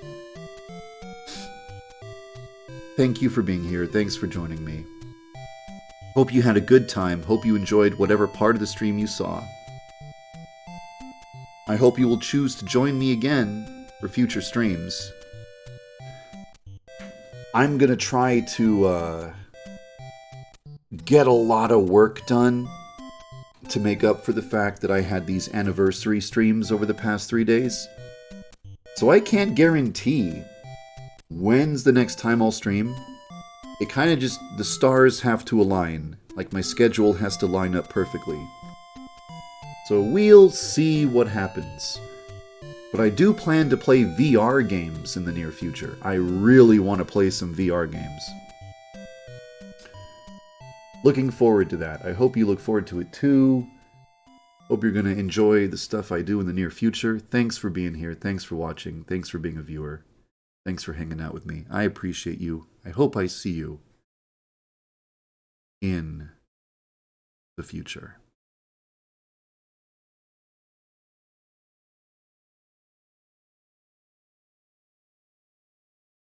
Okay, now that they can't hear me, now that they're all gone, now that they can't hear me, help. I fucking need help.